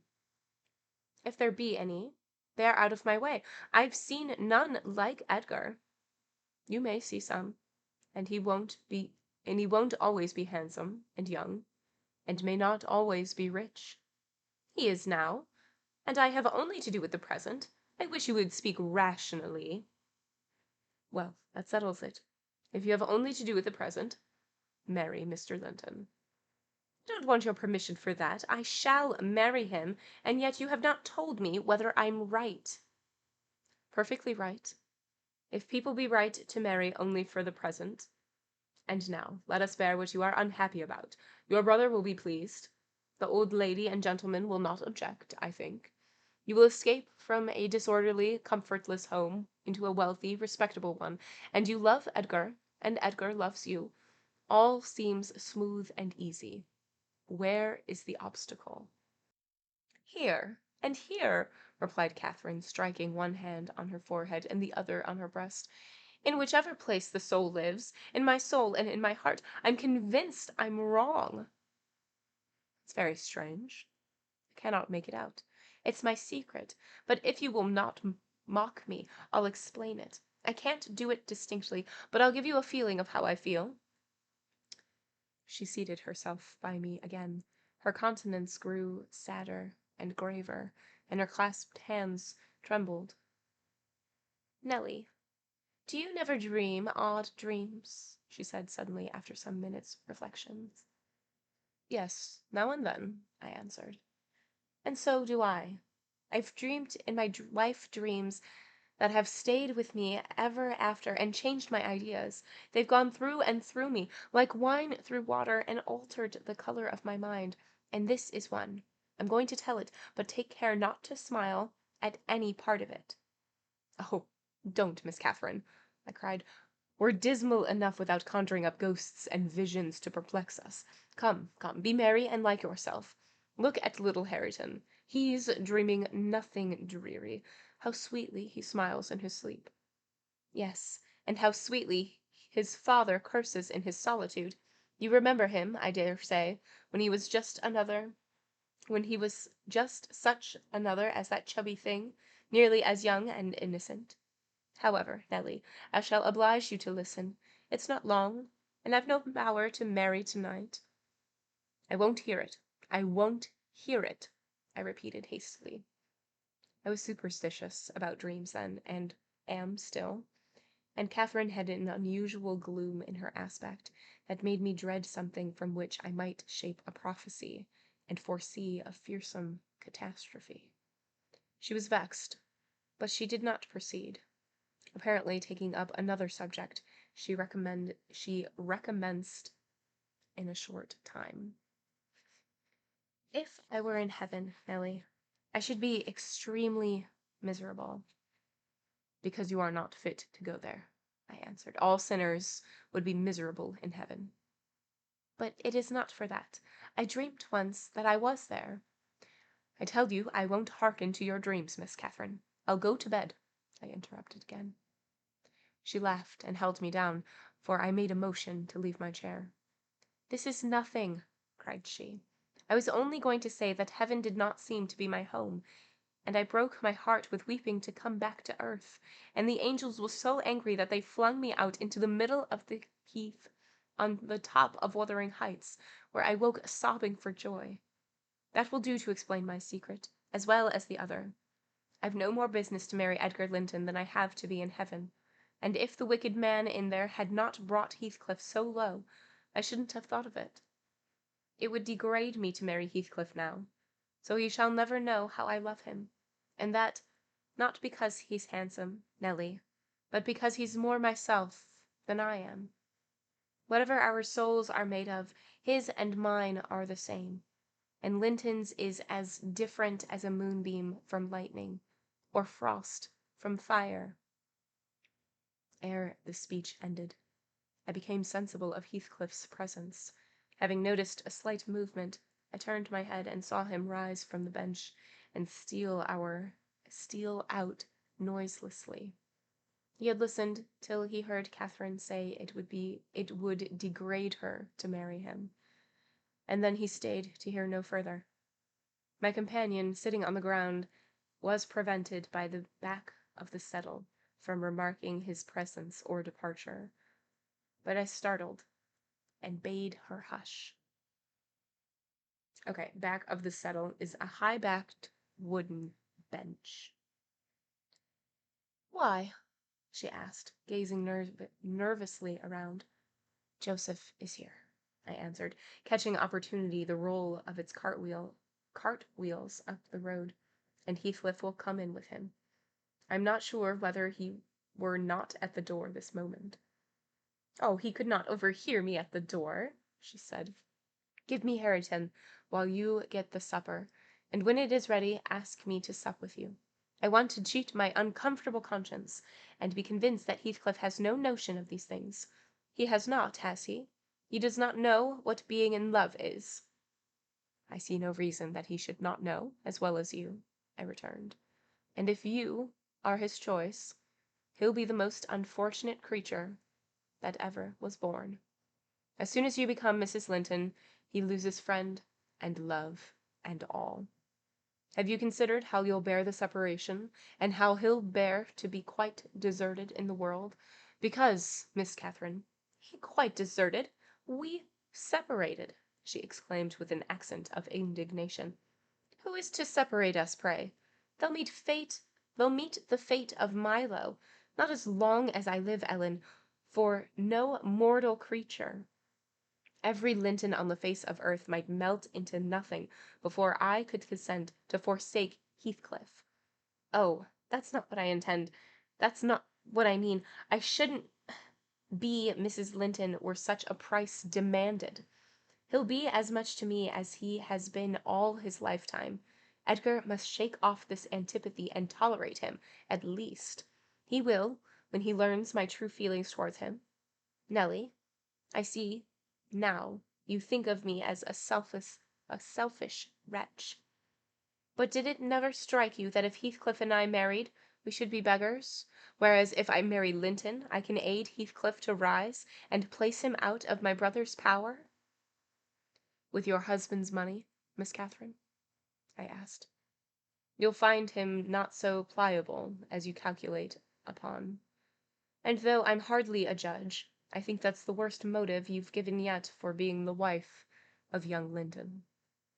"It is not," retorted she. "It is the best. The others were the satisfaction of my whims, and for Edgar's sake too, to satisfy him. This is for the sake of one who comprehends in his person my feelings to Edgar and myself. I cannot express it, but surely you and everybody have a notion that there is or should be an existence of yours beyond you. What were the use of my creation if I were entirely contained here? My great miseries in this world have been Heathcliff's miseries, and I watched and felt each from the beginning. My great thought in living is himself. If all else perished and he remained, I shall still continue to be, and if all else remained and he were annihilated, the universe would turn to a mighty stranger. I should not seem a part of it. My love for Linton is like the foliage of the woods. Time will change it, I'm well aware, as winter changes the trees. My love for Heathcliff resembles the eternal rocks beneath, a source of little visible delight, but necessary. Nellie, I am Heathcliff.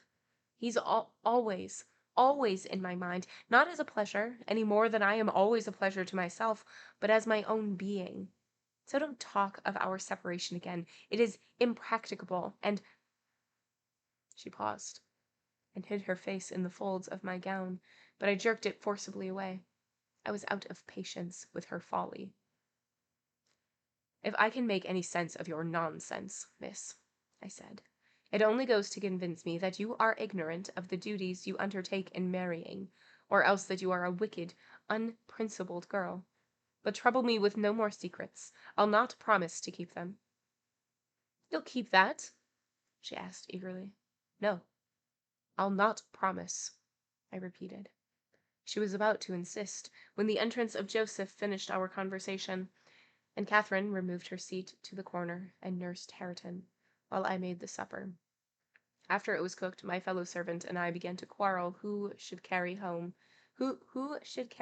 to Mr. Hindley, and we didn't settle it till all was nearly cold. Then we came to the agreement that we would let him ask if he wanted any, for we feared particularly to go into his presence when he had been some time alone. Oh no. I'm just gonna drop straight to the footnote instead of trying to read the pronunciation that is written here for what the accent that's written here. I'm just gonna drop on down to this footnote. And how is it that nothing, Heathcliff, hasn't come in from the field by this time? What is he about? Great idle sight, demanded the old man, looking round for Heathcliff. I'll call him, I replied. He's in the barn, I've no doubt. I went and called, but got no answer. On returning, I whispered to Catherine that he had heard a good part of what she said. I was sure, and told how I saw him quit the kitchen just as she complained of her brother's conduct regarding him. She jumped up in a fine fright, flung Hareton onto the settle, and ran to seek for her friend herself, not taking leisure to consider why she was so flurried, or how her talk would have affected him. She was absent such a while that Joseph proposed we should wait no longer. He cunningly conjectured they were staying away in order to avoid hearing the protracted blessing. They were ill enough for only foul manners. Bad enough for any foul manners, he affirmed. And on their behalf he added that night a special prayer to the usual quarter of an hour's supplication before meat, and would have tacked another to the end of grace, had not his young mistress broken in upon him with a hurried command that he must run down the road, and wherever Heathcliff had rambled, find and make him re-enter directly. I want to speak to him, and I must before I go upstairs, she said. And the gate is open. He is somewhere out of hearing, for he would not reply, though I shouted at the top of the fold as loud as I could. Joseph objected at first. She was too much in earnest, however, to suffer contradiction, and at last he placed his hat on his hand, and walked grumbling forth. Meantime, Catherine paced up and down the floor, exclaiming, I wonder where he is. I wonder where he can be. What did I say, Nellie? I've forgotten. Was he vexed at my bad humor this afternoon? Dear, tell me what I've said to grieve him. I do wish he'd come. I do wish he would. What a noise for nothing, I cried, though rather uneasy myself. What a trifle scares you. It's surely no great cause of alarm that Heathcliff should take a moonlight saunter on the moors, or even lie too sulky to speak to us in the hayloft. I'll engage he's lurking there. See if I don't ferret him out. I departed to renew my search. Its result was disappointment, and Joseph's quest ended in the same. Yon lad gets war and war, observed he on re-entering. He's left the gate at full swing, and Mrs. Pony has trodden down 2 rigs of corn and plottered through. Right into... Okay, good. There is a footnote at the end of this one. Okay, we're just gonna go to the footnote. That lad gets worse and worse. He's left the gate wide open, and Mrs. Pony has trodden down 2 rows of grain, and trotted through right over into the meadow. However, the master will play the devil tomorrow, and he'll do well. His patience itself with careless, awful creatures. Patience itself he is. But he won't be so always.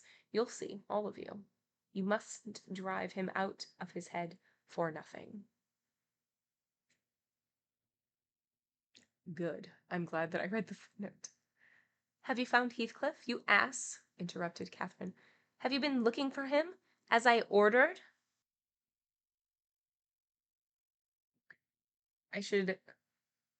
Footnote. I should more likely look for the horse. he replied.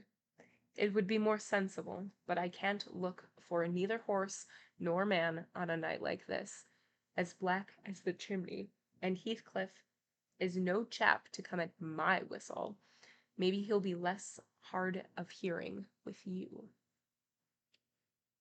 It was a very dark evening for summer. The clouds appeared inclined to thunder, and I said we had better all sit down. The approaching rain would be certain to bring him home without further trouble. However, Catherine would not be persuaded into tranquillity. She kept wandering to and fro from the gate to the door, in a state of agitation which permitted no response, and at length took up a permanent situation on one side of the wall near the road, where, heedless of my expostulations and the growling thunder, and the great drops that began to splash around her, she remained, calling at intervals, and then listening, and then crying outright. She beat Hareton or any child at a good passionate fit of crying. About midnight, while we still sat up, the storm came rattling over the heights in full fury. There was a violent wind, as well as thunder, and either one or the other split a tree off at the corner of the building. A huge bough fell across the roof and knocked down a portion of the east chimney stack, sending a clatter of stones and soot into the kitchen fire. We thought a bolt had fallen in the middle of us, and Joseph swung on to his knees, beseeching the Lord to remember the patriarchs, Noah and Lot, and, as in former times, spare the righteous, though he smote the ungodly. I felt some sentiment that it must be a judgment on us also. The Jonah, in my mind, was Mr. Earnshaw, and I shook the handle of his den that I might ascertain if he were yet living. He replied audibly enough, in a fashion which made my companion vociferate more clamorously than before, that a wide distinction might be drawn between saints like himself and sinners like his master. But the uproar passed away in 20 minutes, leaving us all unharmed, excepting Cathy, who got thoroughly drenched for her obstinacy in refusing to take shelter, and standing bonnetless and shawlless to catch as much water as she could with her hair and clothes. She came in and lay down on the settle, all soaked as she was, turning her face to the back and putting her hands before it. "Well, miss," I exclaimed, touching her shoulder, "you are not bent on getting your death, are you? Do you know what o'clock it is? 12:30. Come to bed. There's no use waiting any longer on that foolish boy. He'll be gone to Gimmerton, and he'll stay there now. He guesses he shouldn't wait for him till this late hour. At least, he guesses that only Mr. Hindley would be up, and he'd rather avoid having the door opened to the master." All right. Accent. So we're going down to the footnote? No, he's not at Gimmerton, said Joseph. I wouldn't be surprised if he's at the bottom of a bog hole. This visitation wasn't for nothing, and I would have you look out, miss. You might be the next one. Thank heaven for all work together for good to them who are chosen and picked from the rubbish. You know what the scripture says. Joseph alludes to Romans 8:28. And we know that all things work together for the good to them that love God, to them who are called according to his purpose. And he began quoting several texts, referring us to chapters and verses where we might find them. I, having vainly begged the willful girl to rise and remove her wet things, left him preaching and her shivering, and betook myself to bed with little Hareton, who slept as fast as if everyone had been sleeping around him. I heard Joseph read on a while afterwards. Then I distinguished his slow step on the ladder, and then I dropped to sleep. Coming down somewhat later than usual, I saw by the sunbeams piercing the chinks of the shutters Miss Catherine still seated near the fireplace. The house door was ajar, too. Light entered from its unclosed windows. Hindley came out and stood on the kitchen hearth, haggard and drowsy. "What ails you, Cathy?" he was saying when I entered. "You look as dismal as a drowned whelp." Puppy. "Why are you so damp and pale, child?" "I've been wet," she answered reluctantly, "and I'm cold, that's all." "Oh, she is naughty," I cried, perceiving the master to be tolerably sober. "She got steeped in the shower of yesterday evening, and there she has sat the night through, and I couldn't prevail on her to stir." Mr. Earnshaw stared at us in surprise. "The night through," he repeated. "What kept her up? Not fear of the thunder, surely. That was over hours since." Neither of us wished to mention Heathcliff's absence as long as we could conceal it, so I replied I didn't know how she took it into her head to sit up, and she said nothing. The morning was fresh and cool. I threw back the lattice, and presently the room filled with sweet scents from the garden. But Catherine called peevishly to me, "Ellen, shut the window. I'm starving." Freezing. Perishing. And her teeth chattered as she shrank closer to the almost extinguished embers. "She's ill," said Hindley, taking her wrist. "I suppose that's the reason she would not go to bed. Damn it, I don't want to be troubled with more sickness here. What took you into the rain?" "Runnin' after the lads as usual," croaked Joseph, catching an opportunity from our hesitation to thrust in his evil tongue. "If I were yar maister, I'd just slam to boards in their faces on all 'em, gentle and simple. Never a day at ye off but yon cat o' Linton comes sneaking hither, and Miss Nelly, shu's a fine lass, shu sits watchin' for ye in t' kitchen, and as y'are in at one door, she's out at t'other, and then wur grand lady goes a courtin' on her side, is bonny behaviour lurking amang the fields after 12 o'clock. After 12 tonight will the foul fly some divil of a gypsy Heathcliff. They think I'm blind, but I'm known. Not to the sort. I seed young Linton both coming and going, and I seed ya," directing his discourse at me. "You goed for now, slatternly witch.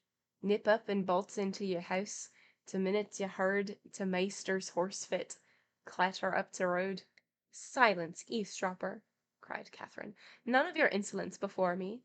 Edgar Linton came yesterday by chance, Hindley, and it was I who told him to be off, because I knew you would not like to have met him as you were." "You lie, Cathy, no doubt," answered her brother, "and you are a confounded simpleton.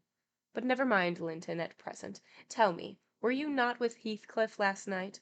Speak the truth now. You need not be afraid of harming him, though I hate him as much as ever. He did me a good turn a short time since, that will make my conscience tender of breaking his neck. To prevent it, I shall send him about his business with very morning, and after he's gone, I'd advise you all to look sharp. I shall only have the more humour for you." "I never saw Heathcliff last night," answered Catherine, beginning to sob bitterly, "and if you do turn him out of doors, I'll go with him. But perhaps you'll never have an opportunity. Perhaps he's gone." Here she burst into uncontrollable grief, and the remainder of her words were inarticulate. Hindley lavished on her a torrent of scornful abuse, and bade her get to her room immediately, or she shouldn't cry for nothing. I obliged her to obey, and I shall never forget what a scene she acted when we reached her chamber. It terrified me. I thought she was going mad, and I begged Joseph to run for the doctor.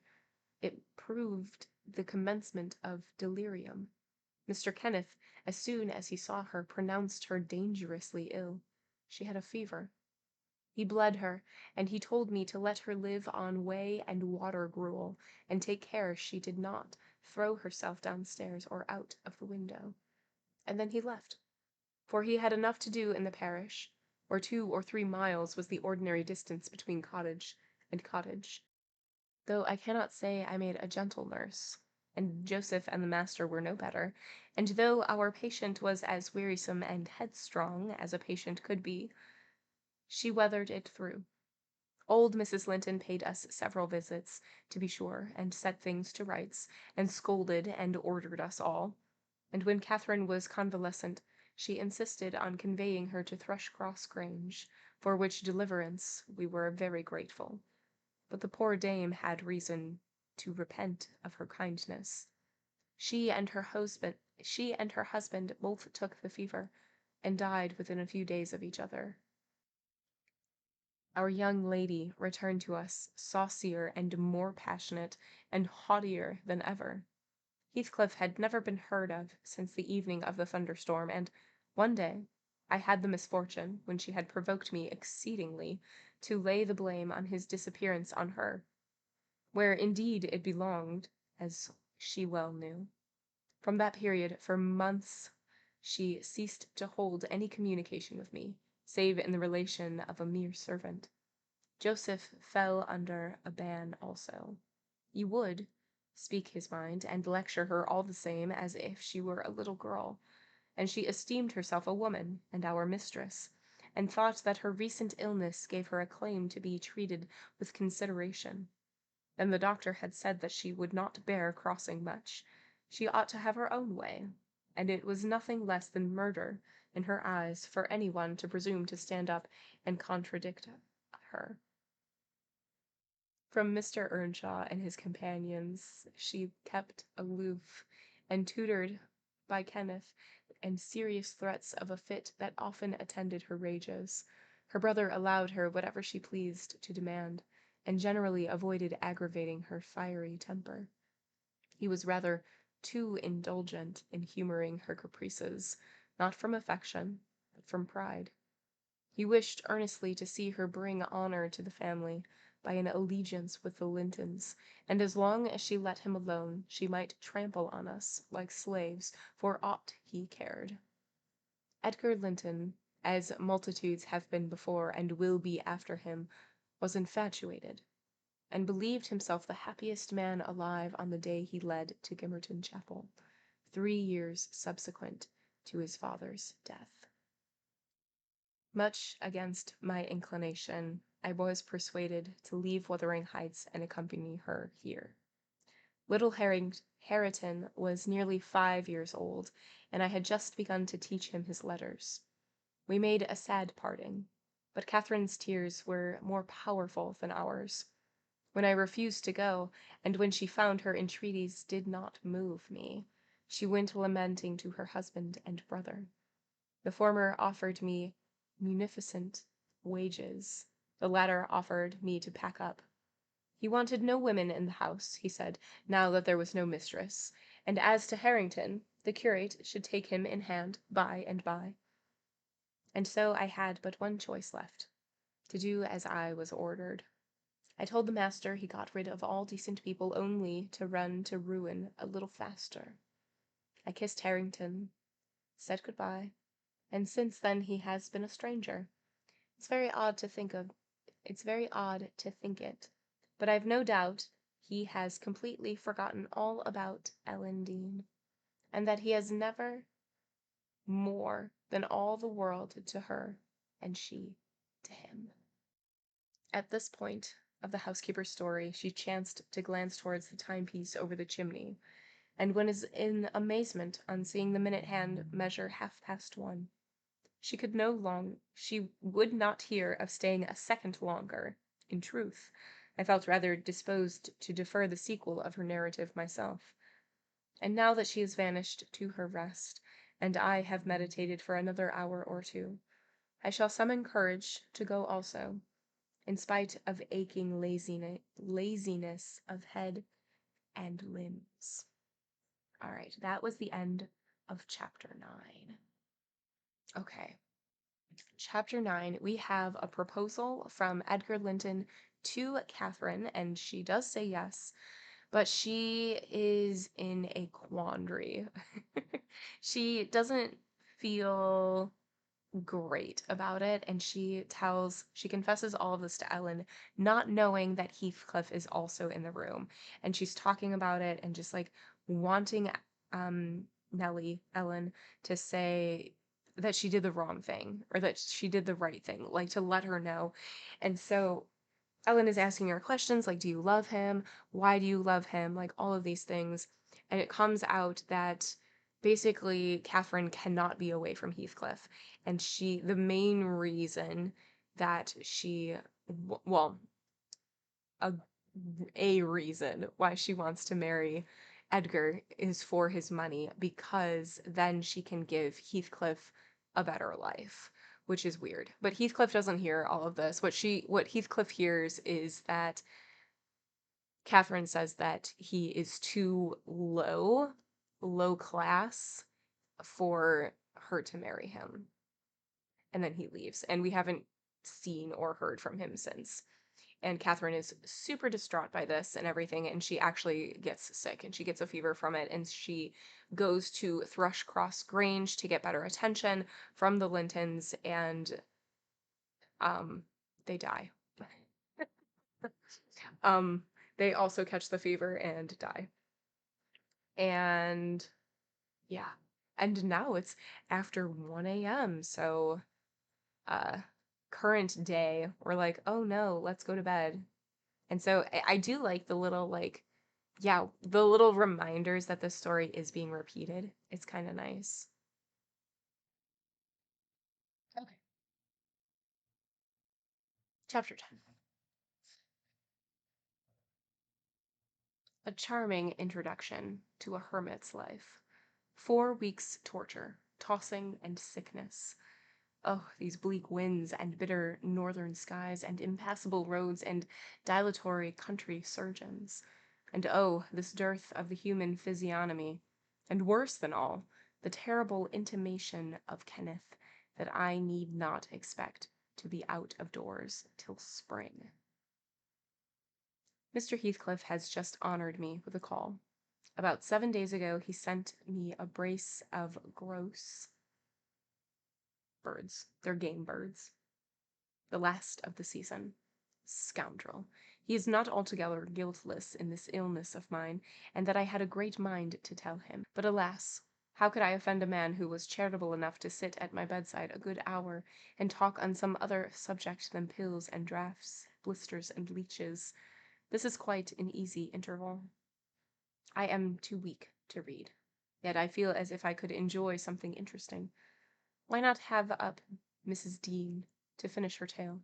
I can recollect its chief incidents, as far as she has gone.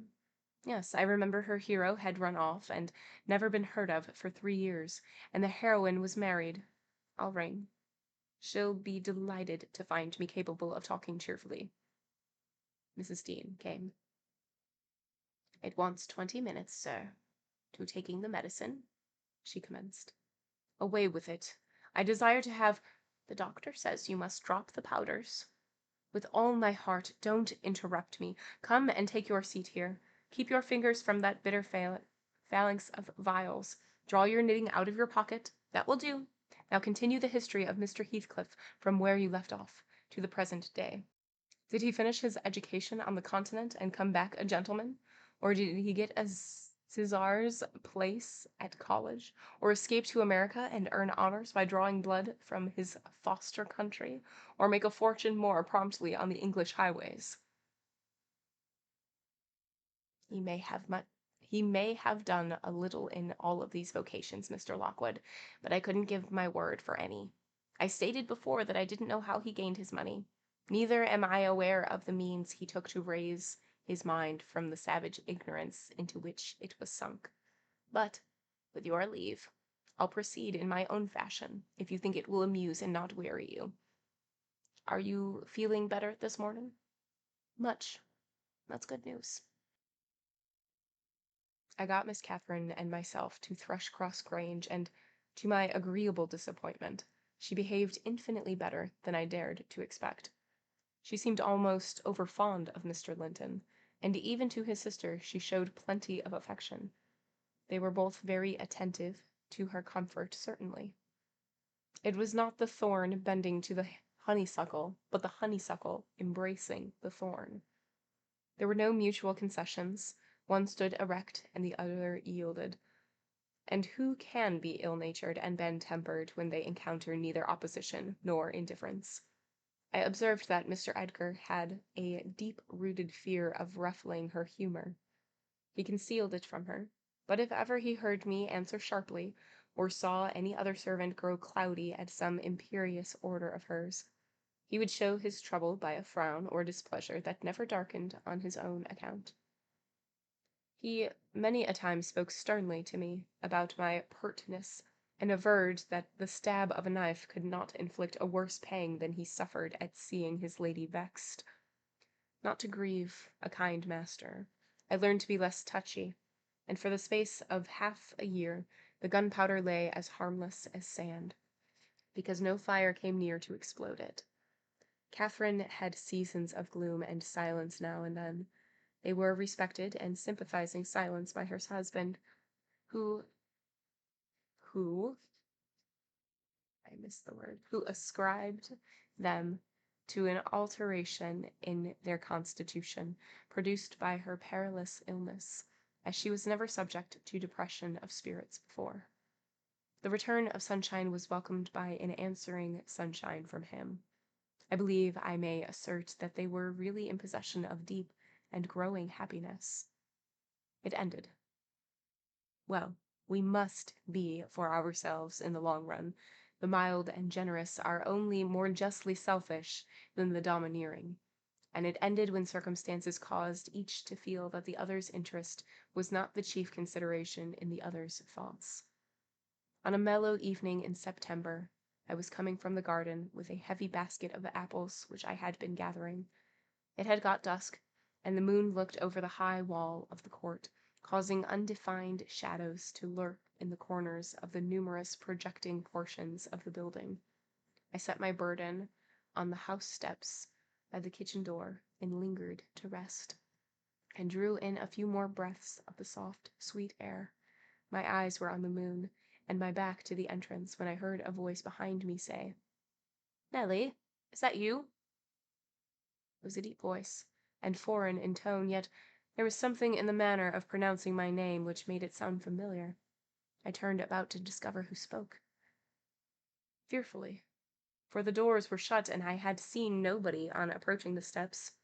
Something stirred in the porch, and, moving nearer, I distinguished a tall man dressed in dark clothes with dark face and hair. He leant against the side and held his fingers on the latch as if intending to open for himself. Who can it be? I thought. Mr. Earnshaw? Oh no, that voice was no resemblance to his. "I have waited here an hour," he resumed while I continued staring, "and the whole of that time all round has been as still as death. I dared not enter. You do not know me? Look, I am not a stranger." A ray fell on his features. The cheeks were sallow and half covered with black whiskers, the brows lowering, the deep eyes the eyes deep set and singular. I remembered the eyes. "What?" I called, uncertain whether to regard him as a worldly visitor, but I raised my hands in amazement. "What, you come back? Is it really you? Is it?" "Yes, Heathcliff," he replied, glancing from me up to the windows, which reflected a score of glittering moons, but showed no light from within. "Are they home? Where is she? Nellie, you are not glad. You needn't be so disturbed. Is she here? Speak. I want to have one word with her, your mistress. Go and say some person from Gimmerton desires to see her." "How will she take it?"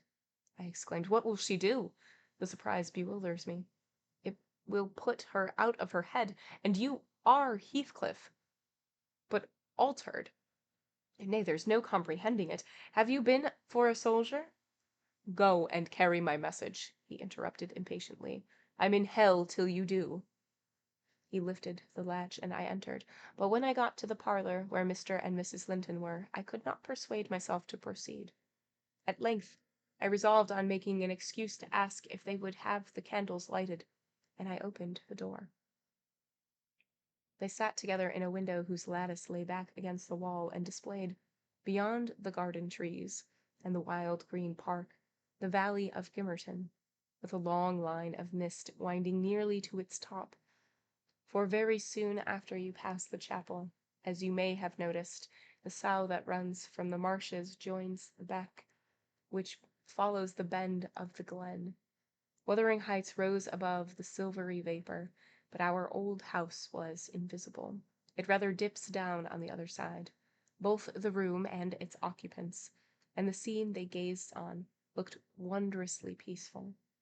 I shrank reluctantly from performing my errand, and was actually going away, leaving it unsaid, after having put my question about the candles, when a sense of my folly compelled me to return and mutter, "A person from Gimmerton wishes to see you, ma'am." "What does he want?" asked Mrs. Linton. I did not question him, I answered. "Well, close the curtains, Nellie," she said, "and bring up tea. I'll be back again directly." She quitted the apartment. Mr. Edgar inquired carelessly who it was. "Someone mistress does not expect," I replied. "At Heathcliff. You recollect him, sir, who used to live at Mr. Earnshaw's?" "What? The ploughboy?" he cried. "Why did you not say so to Catherine?" "Hush! You must not call him by those names, master," I said. "She'd be sadly grieved to hear you. She was nearly heartbroken when he ran off. I guess his return will make a jubilee to her." Mr. Linton walked to the window on the other side of the room that overlooked the court. He unfastened it and leaned out. I suppose they were below, for he exclaimed quickly, "Don't stand there, love. Bring the person in, if it be any one particular." Ere long I heard the click of the latch, and Catherine flew upstairs, breathless and wild, too excited to show gladness. Indeed, by her face you would rather have surmised an awful calamity. "Oh, Edgar, Edgar!" she panted, flinging her arms round his neck. "Oh, Edgar, darling, Heathcliff's come back. He is!" And she tightened her embrace to a squeeze. "Well, well," cried her husband crossly, "don't strangle me for that. He never struck me as a marvelous treasure. There is no need to be frantic." "I know you didn't like him," she answered, repressing a little the intensity of her delight. "Yet for my sake you must be friends now. Shall I tell him to come up?" "Here," he said. "Into the parlor?" "Where else?" she asked. He looked vexed, and suggested the kitchen as a more suitable place for him. Mrs. Linton eyed him with a droll expression, half angry, half laughing at his fastidiousness. "No," she added after a while, "I cannot sit in the kitchen. Set 2 tables here, Ellen, one for your master and Miss Isabella, being gentry, the other for Heathcliff and myself, being the lower orders. Will that please you, dear? Or must I have a fire lighted elsewhere? If so, give directions. I'll run down and secure my guest. I'm afraid the joy is too great to be real." She was about to dart off again, but Edgar arrested her. "You bid him step up," he said, addressing me, "and Catherine, try to be glad without being absurd. The whole household need not witness the sight of your welcoming a runaway servant as a brother." I descended and found Heathcliff waiting under the porch, evidently anticipating an invitation to enter. He followed my guidance without waste of words, and I ushered him into the presence of the master and mistress, whose flushed cheeks betrayed signs of warm talking. But the ladies glowed with another feeling when her friend appeared at the door. She sprang forward, took both his hands, and led him to Linton. And then she seized Linton's reluctant fingers and crushed them into his. Now, fully revealed by the fire and candlelight, I was amazed more than ever to behold the transformation of Heathcliff. He had grown a tall, athletic, well-formed man, beside whom my master seemed quite slender and youth-like. His upright carriage suggested the idea of his having been in the army. His countenance was much older in expression and decision of feature than Mr. Linton's. It looked intelligent, and retained no marks of former degradation. A half-civilized ferocity lurked yet in the depressed brows and eyes full of black fire, but it was subdued, and his manner was even more dignified, quite divested of roughness, though too stern for grace. My master's surprise equaled or exceeded mine. He remained for a minute at a loss how to address the ploughboy, as he had called him. Heathcliff dropped his slight hand and stood looking at him coolly till he chose to speak. "Sit down, sir," he said at length. "Mrs. Linton, recalling old times, would have me give you a cordial reception, and of course I am grateful when anything occurs to please her." "And I also," answered Heathcliff, "especially if it be anything in which I have a part. I shall stay an hour or two willingly." He took a seat opposite Catherine, who kept her gaze fixed on him as if she feared he would vanish were she to remove it. He did not raise his to her often. A quick glance now and then sufficed, but it flashed back, each time more confidently, the undisguised delight he drank from hers. They were too much absorbed in their mutual joy to suffer embarrassment. Not so Mr. Edgar. He grew pale with pure annoyance, a feeling that reached its climax when his lady rose and, stepping across the rug, seized Heathcliff's hands again, and laughed like one beside herself. "I shall think it is a dream tomorrow," she cried. "I shall not be able to believe what I have seen, and touched and spoken to you once more, and yet, cruel Heathcliff, you don't deserve this welcome, to be absent and silent for 3 years, and never to think of me." "A little more than you have thought of me," he murmured. "I heard of your marriage, Cathy, not long since, and while waiting in the yard below I meditated this plan, just to have one glimpse of your face, a stare of surprise, perhaps, and pretended pleasure, afterwards settle my score with Hindley, and then prevent the law by doing execution on myself. Your welcome has put these ideas out of my mind, but beware of meeting me with another aspect next time. Nay, you'll not drive me off again. You were really sorry for me, were you? Well, there was cause. I've fought through a bitter life since I last heard your voice, and you must forgive me, for I struggled only for you." "Catherine, unless we are to have cold tea, please come to the table," interrupted Linton, striving to preserve his ordinary tone and a due measure of politeness. "Mr. Heathcliff will have a long walk wherever he may lodge tonight, and I'm thirsty." She took her post before the urn, and Miss Isabella came, summoned by the bell. Then, having handed their chairs forward, I left the room. The meal hardly endured 10 minutes. Catherine's cup was never filled. She could neither eat nor drink. Edgar had made a slop in his saucer, and scarcely swallowed a mouthful. Their guest did not protract his stay that evening above an hour longer. I asked, as he departed, if he went to Gimmerton. "No, to Wuthering Heights," he answered. "Mr. Earnshaw invited me when I called this morning." Mr. Earnshaw invited him? And he called on Earnshaw? I pondered this sentence painfully after he was gone. Is he turning out a bit of a hypocrite, and coming into the country to work mischief under a cloak? I mused. I had a presentiment in the bottom of my heart that he had better have remained away. After the middle of the night I was wakened from my first nap by Mrs. Linton gliding into my chamber, taking a seat on my bedside, and pulling me by the hair to rouse me. "I cannot rest, Ellen," she said by way of apology, "and I want some living creature to keep me company in my happiness.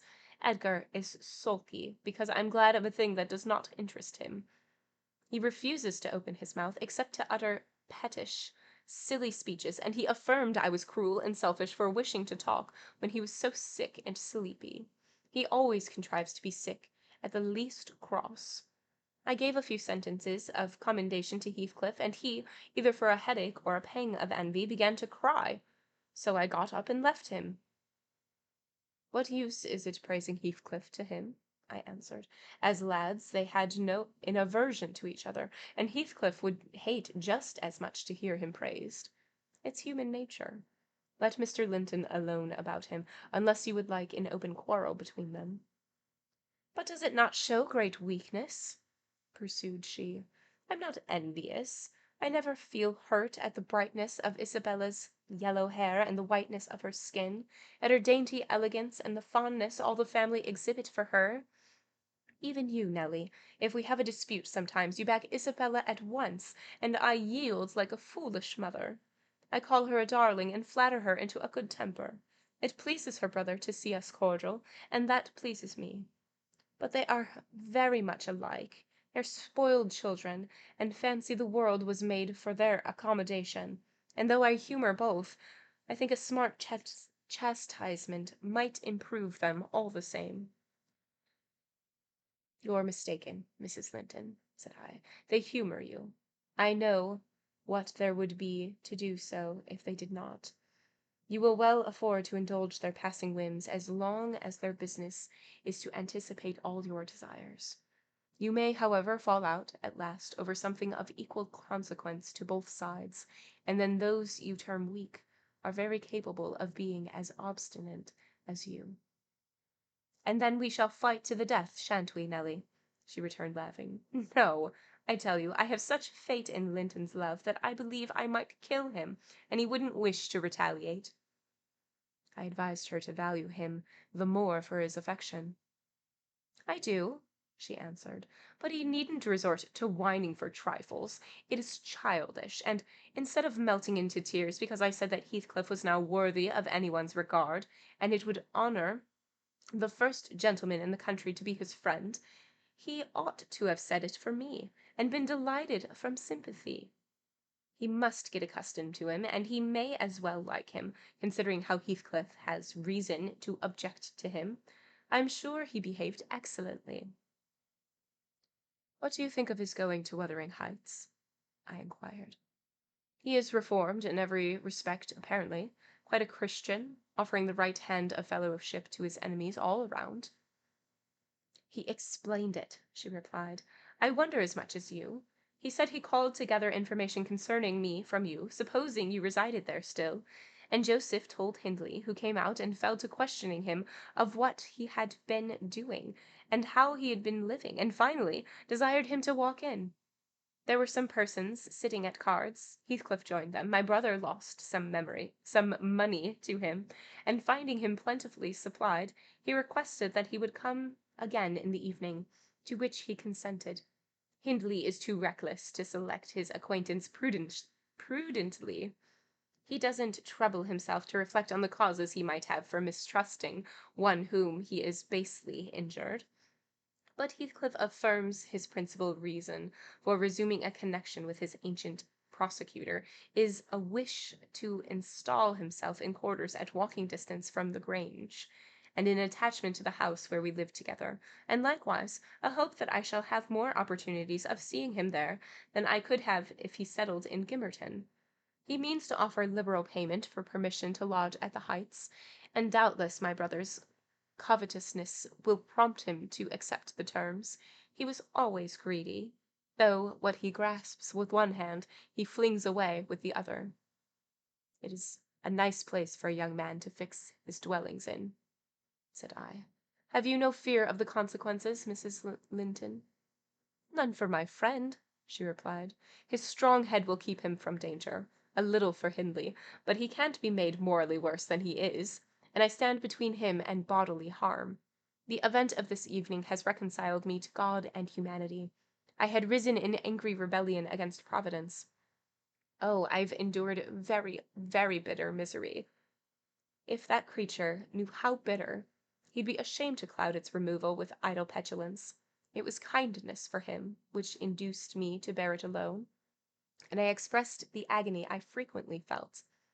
He would have been taught to long for its alleviation as ardently as I. However, it's over, and I'll take no revenge on his folly. I can afford to suffer anything hereafter. Should the meanest thing alive slap me on the cheek, I'd not only turn the other, but I'd ask pardon for provoking it, and, as a proof, I'll go make my peace with Edgar instantly. Good night. I'm an angel." In his self-complacent conviction, she departed, and the success of her fulfilled resolution was obvious on the morrow. Mr. Linton had not only abjured his peevishness, though his spirits seemed still subdued by Catherine's exuberance of vivacity, but he ventured no objection to her taking Isabella with her to Wuthering Heights in the afternoon, and she rewarded him with such a summer of sweetness and affection in return as made the house a paradise for several days, both master and servants profiting from the perpetual sunshine. Heathcliff, Mr. Heathcliff, I should say, in future, used the liberty of visiting at Thrushcross Grange cautiously at first. He seemed estimating how far its owner would bear his intrusion. Catherine, also, deemed it judicious to moderate her expressions of pleasure in receiving him, and he gradually established his right to be expected. He retained a great deal of the reserve for which his boyhood was remarkable, and that served to repress all startling demonstrations of feeling. My master's uneasiness experienced a lull, and further circumstances diverted it into another channel for space. His new source of trouble sprang from the not anticipated misfortune of Isabella Linton evincing a sudden and irresistible attraction towards the tolerated guests. She was at that time a charming young lady of 18, infantile in manners, though possessed of keen wit, keen feelings, and a keen temper, too, if irritated. Her brother, who loved her tenderly, was appalled at this fantastic preference, leaving aside the degradation of an alliance with a nameless man, and the possible fact that his property, in default of heirs male, might pass into such a one's power. He had sense to comprehend Heathcliff's disposition, to know that, though his exterior was altered, his mind was unchangeable and unchanged, and he dreaded that mind. It revolted him. He shrank forebodingly into the idea of committing Isabella to its keeping. He would have recoiled still more had he been aware that her attachment rose unsolicited and was bestowed where it awakened no reciprocation of sentiment. For the minute he discovered its existence, he laid the blame on Heathcliff's deliberate designing. We had all remarked, during some time, that Miss Linton fretted and pined over something. She grew cross and wearisome, snapping at and teasing Catherine continually, at the imminent risk of exhausting her limited patience. We excused her, to a certain extent, on the plea of ill health. She was dwindling and fading before our eyes.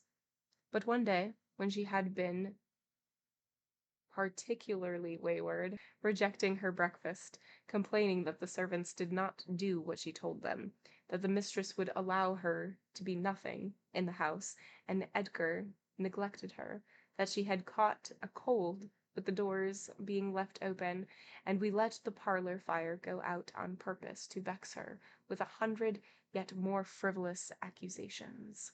Mrs. Linton peremptorily insisted that she should go to bed, and having scolded her heartily, threatened to send for the doctor. Mention of Kenneth caused her to exclaim instantly that her health was perfect, and it was only Catherine's harshness which made her unhappy.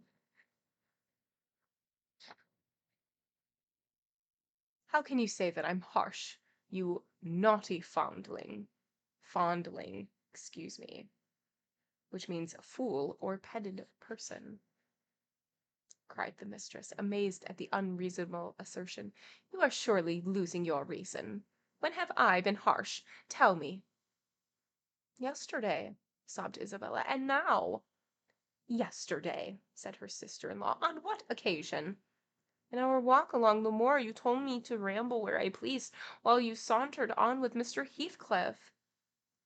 "And that's your notion of harshness," said Catherine, laughing. "It was no hint that your company was superfluous. We didn't care whether you kept with us or not. I merely thought Heathcliff's talk would have nothing entertaining for your ears." "Oh, no," wept the young lady. "You wished me away because you knew I liked to be there." Is she sane? Asked Mrs. Linton, appealing to me. I'll repeat our conversation word for word, Isabella, and you point out any charm in which it could have had for you.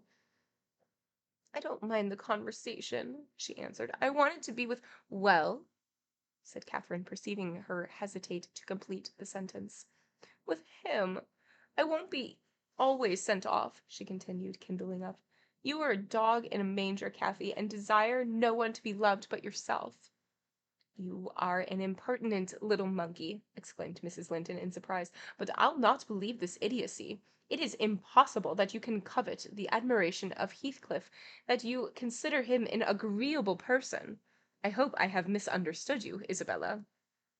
No, you haven't, said the infatuated girl. I love him more than you ever loved Edgar, and he might love me, if you would let him.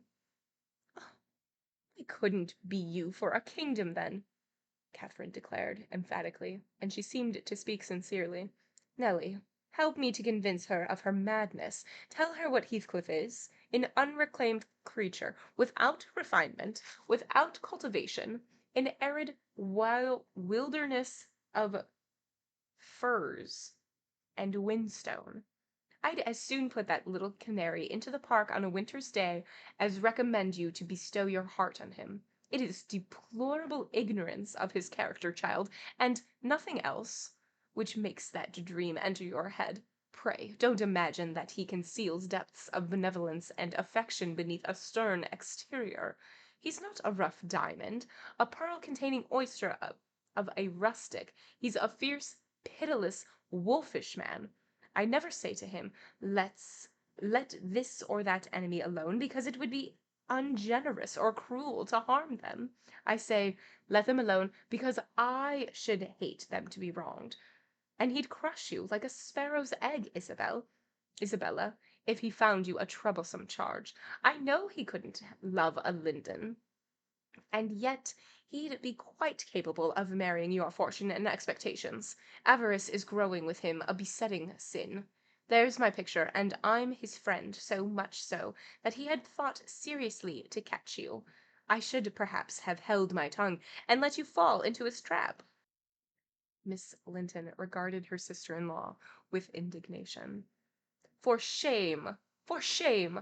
She repeated angrily. You are worse than 20 foes, you poisonous friend. Ah, you won't believe me, then, said Catherine. You think I speak from wicked selfishness. I'm certain you do, retorted Isabel, and I shudder at you. Good, said the other. Try for yourself, if that be your spirit. I have done, and yield the argument to your saucy insolence. And I must suffer for her egotism, she sobbed, as Mrs. Linton left the room. All is against me. She has blighted my single consolation.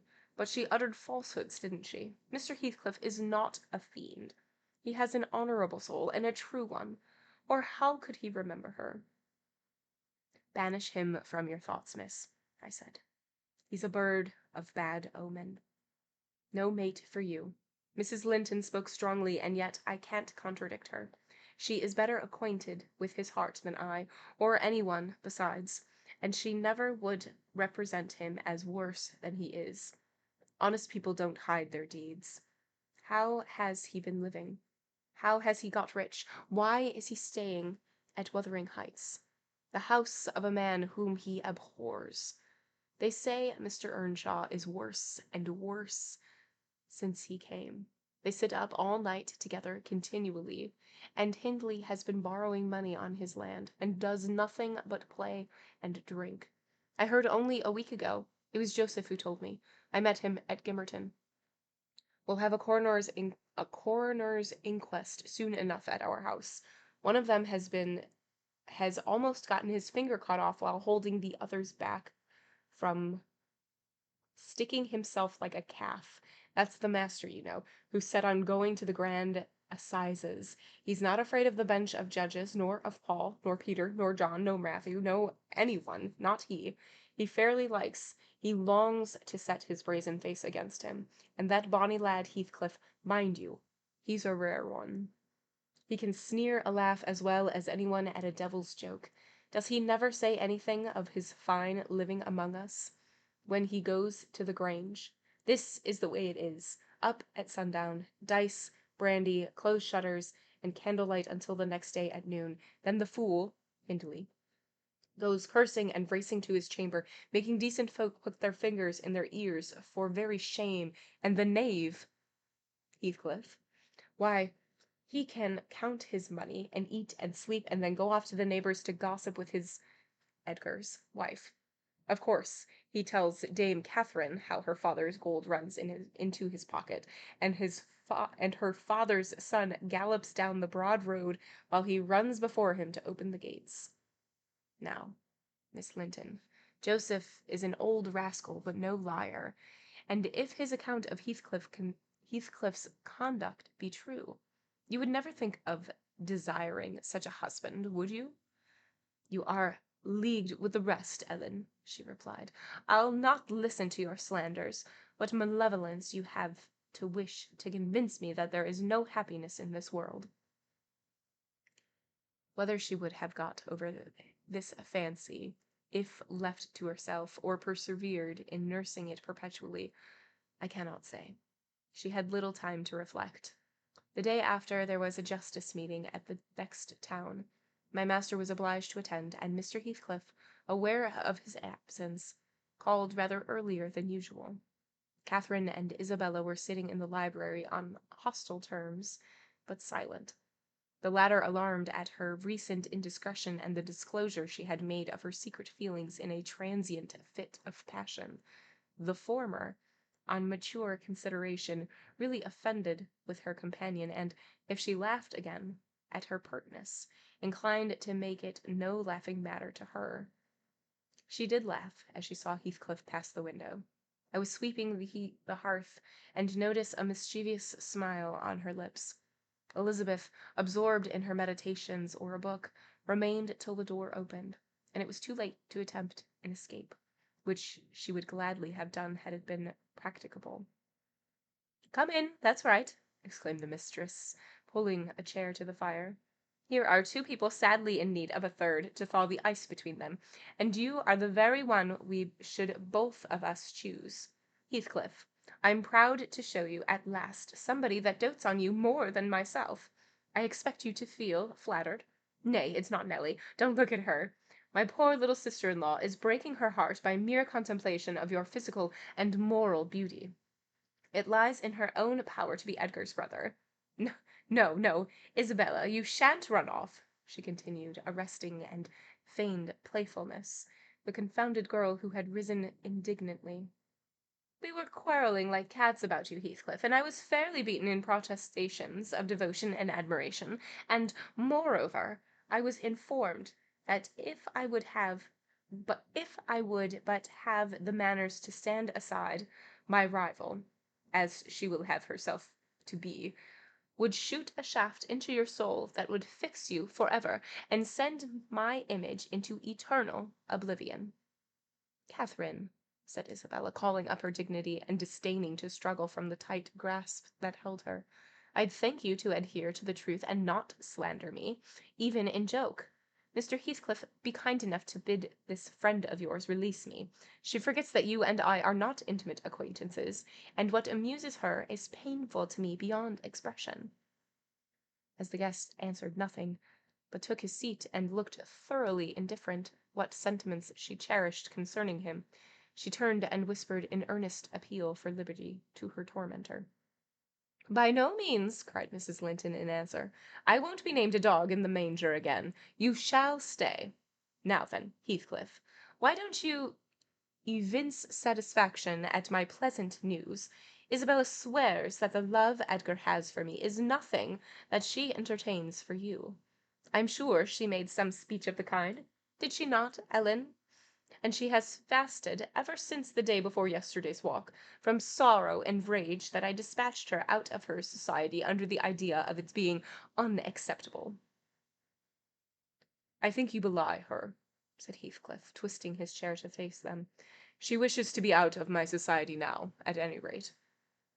As he stared hard at the object of discourse, as one might do a strange, repulsive animal, a centipede from the Indies, for instance, which curiosity leads one to examine in spite of the aversion it raises. The poor thing couldn't bear that.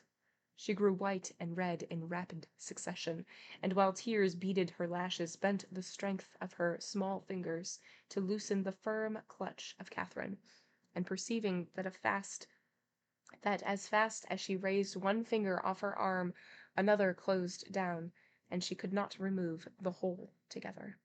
She began to make use of her nails, and their sharpness presently ornamented the detainer with crescents of red. "There's the tigress," exclaimed Mrs. Linton, setting her free and shaking her hand with pain. "Begone, for God's sake, and hide your vixen face. How foolish to reveal those talons to him!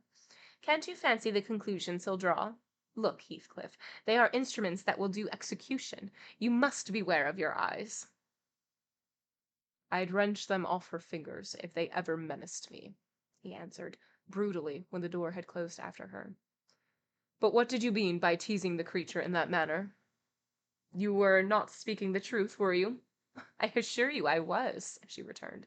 "She has been dying for your sake several weeks, and raving about you this morning, and pouring forth a deluge of abuse, because I represented your failings in a plain light, for the purpose of mitigating her adoration. But don't notice it further. I wished to punish her sauciness, that's all. I like her too well, my dear Heathcliff, to let you absolutely seize and devour her up." "And I like her too ill to attempt it," said he, "except in a very ghoulish fashion. You'd hear of odd things if I lived alone with that mawkish, waxen face. The most ordinary would be painting on its white the colors of the rainbow, and turning the blue eyes black every day or two. They detestably resemble Linton's." "Delectably," observed Catherine. "They are dove's eyes, angels." "She's her brother's heir, is she not?" he asked, after a brief silence. I should be sorry to think so," returned his companion. "Half a dozen nephews shall erase her title, please heaven. Abstract your mind from the subject at present. You are too prone to covet your neighbour's goods. Remember, this neighbour's goods are mine." "If they are mine, they would be none the less that," said Heathcliff. "But though Isabella Linton may be silly, she is scarcely mad, and, in short, will dismiss the matter as you advise." From their tongues they did dismiss it, and Catherine probably from her thoughts. The other, I felt certain, recalled it often from the course of the evening. I saw him smile to himself, grin, rather, and lapse into ominous musing whenever Mrs. Linton had occasion to be absent from the apartment. I determined to watch his movements. My heart invariably cleaved to the master's, in preference to Catherine's side, with reason, I imagined, for he was kind and trustful and honourable, and she could not be called the opposite, yet she seemed to allow herself such wide latitude, and I had little faith in her principles, and still less sympathy for her feelings. I wanted something to happen which might have the effect of freeing both Wuthering Heights and the Grange of Mr. Heathcliff quietly, leaving us as we had been prior to his advent. His visits were a continual nightmare to me, and I suspected to my master also. His abode at the Heights was an oppression past explaining. I felt that God had forsaken the stray sheep there to its own wicked wanderings, and an evil beast prowled between it and the fold, waiting his time to spring and destroy. And that is the end of chapter 10. All right, chapter 10, we start back in present time with Mr. Lockwood and Nellie Dean. And Mr. Lockwood is starting to get is starting to get sick, and he's like laying in bed, and Heathcliff does come and visit him and brings him fish and everything, and he's glad for the company because he's able to talk about something other than just being sick, which it seems like that's the only thing that people want to talk to him about. And so he's like, "Oh, I know how to pass the time away. I will have Nellie continue the story of Heathcliff." So we go back to the story, and it has been 3 years since Heathcliff has left, and since that time, Catherine has married Edgar, and they now live together, and they are living at Thrushcross Grange. And so Heathcliff does come back, and when he does come back, it seems like he's confronting the people that he dislikes the most, it seems like. But he does go to Thrushcross Grange, and he now has money, and nobody knows how he got the money, and he now like looks like upper class.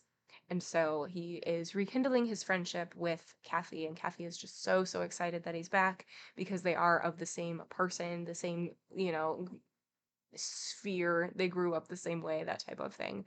And Isabella, who is Edgar's sister, has just fallen madly in love with Heathcliff. And Catherine sort of like pokes fun at this idea and is like, well, he's like so much lower than you, and he's like super brutal and very honest, and like he doesn't have like feelings like the rest of us do, and that makes Isabella really mad and upset. And Heathcliff comes to visit, and Catherine reveals to Heathcliff that Isabella does have a crush on him, and it just super embarrasses Isabella. And he's like, well, you're wrong, right? And she's like, nope, I'm not. It's all true. And that's sort of where we left off. And that's going to be where we leave off today. So next time we will pick up right where we left off with chapter 11. This is how far we are. We are moving right along. We are on page 108. I'm enjoying it. I'm liking it. So yeah, that's going to be it for today.